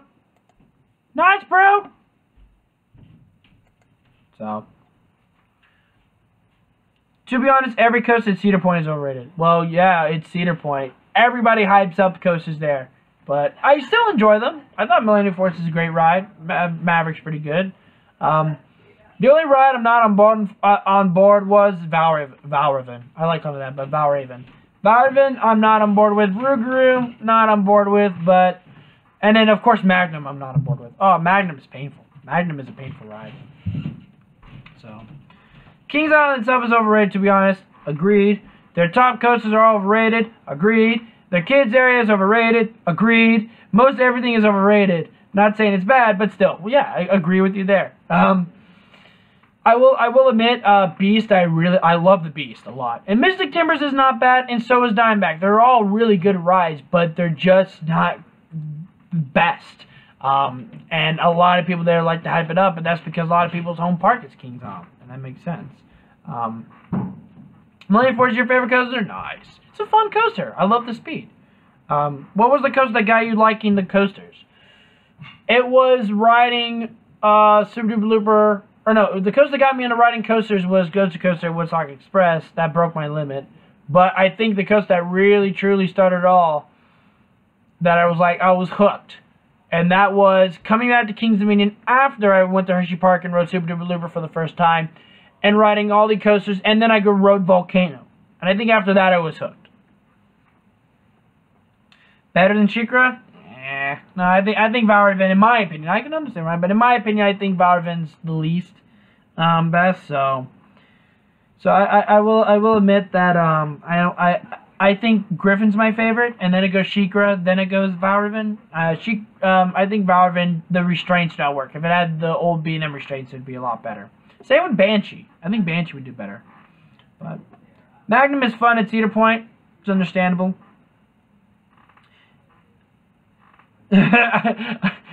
You're funny, Tone Knight. You're funny. So, but that 270-degree roll, I will admit, is the best. But that's the problem. If the best part of the ride is a roll and not a drop, you defeated the purpose of a dive coaster. So that's, I mean, yeah. What's the longest line you've ever rated for in? Intimidator 305 for my first time ever back in 2013. 1 hour, 45 minutes. The line was all the way back to almost to Volcano. Like, it was backed up. Like the waterfall by Volcano. So Griffin's my favorite dive coaster. Yeah, I agree with you there. So waited 4 hours for Flight of Passage. I'm sorry for you. I'm sorry you had to wait 4 hours. 4 hours, I think, is just not worth it. I think I don't know my limit, but I feel like 2.5 hours would be my limit. Favorite flat ride? I think I think my favorite flat rides are the flying scooters. Right behind that would be the Screamin' Swings, and then right behind that would be the Top Scans. Top Scans are crazy, and they're fun. I like them. And then after that would be the Mondao Revolutions. Mondao Revolutions are really good, so. Griffin's my favorite B&M that I've ridden. Oh, nice. Trust me, it was worth it. I forget Flight of Passage again. I forget. Oh, that was for Avatar. Oh, sorry about that. Favorite flat ride's Carousel. Oh, that's totally understandable. Oh, the Knoebels Carousel. Bro, the Knoebels Carousel is so good. Oh my goodness. It is insane. So that is great. That was such a great ride. Oh my gosh. I love trying to grab the rings.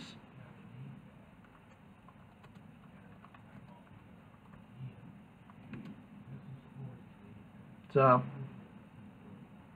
I love Six Flags a lot. I prefer them over Cedar Fair for many reasons. One main reason is because they're like 200% cheaper. Also, I love the variety. It can be argued that the clones are a good thing. Well, yeah, it makes sense. Six Flags is more amusement, while Cedar Fair is doing a different route now. I can totally understand why you would like Six Flags more. That's understandable. Six Flags needs some work with some stuff, but they're not too bad.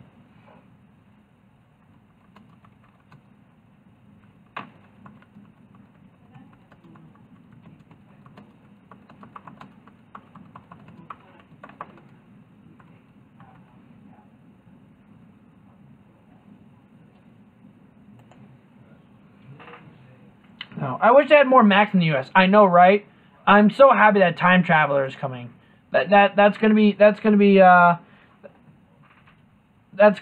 so much fun. Time Traveler, I think, is my most anticipated coaster of 2018, or the one I'm most excited for. The one I knew that was gonna happen was Steel Vengeance. I was like, yeah, that's gonna be the best coaster ever. Yada yada yada. Brush that off aside. Let's talk with Time Traveler, because that's gonna be awesome. So. Cedar Fair parks are better than Six Flags parks. I'm with you there, but I can see why people can like Six Flags parks better. They have better variety of rides, and overall just the style of rides they have there can be more fun, and it's more amusement related. But for me, I prefer SeaWorld Entertainment over both of those. So. Cedar Fair or Six Flags, because I have never been to a Cedar Fair park. I prefer Cedar Fair because I like that they're putting detail, and they're doing more than just roller coasters now. But I do like what Six Flags is also doing. They're also starting to put detail and stuff. There's more parks are starting to put more than just rides, and they're starting to actually put detail to stuff. So that's nice. But I like the way Cedar Fair is going. I just wish they would put in more than one coaster, but that's business. So because except for this year when they're putting 4 in, like that came out of left field, putting 4 coasters at a Cedar Fair park. Have you ever heard of Hot Potato? Yes, I have. So, good night, Charles. I wanted to kind of say Charlie, but you might want me to stop. No, you're fine. I'm fine with Charlie. You can say Charlie if you want, but you know, nicknames. I mean, there's a lot of names, but that's fine. Never mind. Let's drop it. I think B&M isn't that great. Take my opinion with a grain of salt because I haven't ridden Fury. To be honest, I mean, if you notice in my top 10 and my 15 favorite steel, there was only one B&M that went upside down, and the other B&Ms were Hyper / Giga. So in my opinion, B&Ms are funny because almost all my B&Ms that I've ridden are all the same grade. They're either a B or B+. Funny because B and M, so B. Some of them are A-minuses, but yeah, most of them around that area. They're all B&Ms kind of are very similar, so they're all kind of crunched together in one spot. It's very weird, actually. They're all like right next to each other. What is your opinion on SNS 4D sprints if you've ridden one? I've ridden 3 Jokers, one at Great Adventure, New England, and Great America, and I think they're fun. I think they're really interesting coasters, especially when you get people on them. If you do get a Zen ride like I did on New England, it's not going to be that good. But the ones with people on it, they were fun and crazy. I was like, whoa, these are very interesting. There's a Discord server where people discuss coasters. Yeah, I have a Discord now, by the way. I just now did it because of robotics. So, people are arguing that Steel Vengeance is perfect and it will be the world's greatest coaster. I think it will be. I think everybody's going to say that Steel Vengeance is going to be the best coaster ever. It really looks like it, too. Like, I'm not going to deny that might just become the best coaster ever. And the hype for it is going to be over the top for that ride. So, Batman the Ride. The Jokers are the best types, to be honest. Batman the Ride is They're okay. The only one I really was like on board with kind of was the one at St. Louis. So, what is the prettiest park you visit? What's the ugliest park you visit? Ugliest park was Adventure Dome. Even though it's indoors, it didn't look pretty. Like you could do so much with an indoor park, and they didn't really work on that. Oh well. The prettiest park is Busch Gardens Williamsburg, easily, hands down. It's the prettiest park that I have done, and it is awesome. So anyway, guys, I think 3 hours is enough for a live stream. So thank you guys so much. I enjoy this so much. Sorry if I wish this could be longer. So who knows? Maybe next time we can do some more live streams. If you guys want more live streams, I can start doing more live streams instead of Q&As, and we can just do Q&As through live streams. And maybe I can get some moderators on here and some other stuff. I don't know. I'll think about it as we go along. But I think 3 hours is enough. Because think about it. If I'm going to let people watch this, I don't think people want to take 3 hours of the day to watch this. It's going to be too boring for them. So, but I hope you guys did enjoy the live stream. Millennium Force is overrated. I'm weak. Mikey G Show, you're the best. But maybe I can do more because I used to do Instagram streams. So maybe I'm going to try to do more YouTube streams if you guys like that. So. Thank you guys so much for watching. Oh wait, I rode the Big Bad Wolf just 10 days before its closure. That's awesome. So, thank you for watching again. So I hope you guys do enjoy. I at least watch the fun parts, not the boring parts. But thank you guys so much for watching this live stream. And let's end it out here, guys. And as always, roller coaster fanatics, keep coasting. Yeah. See you guys later, guys. Thank you so much.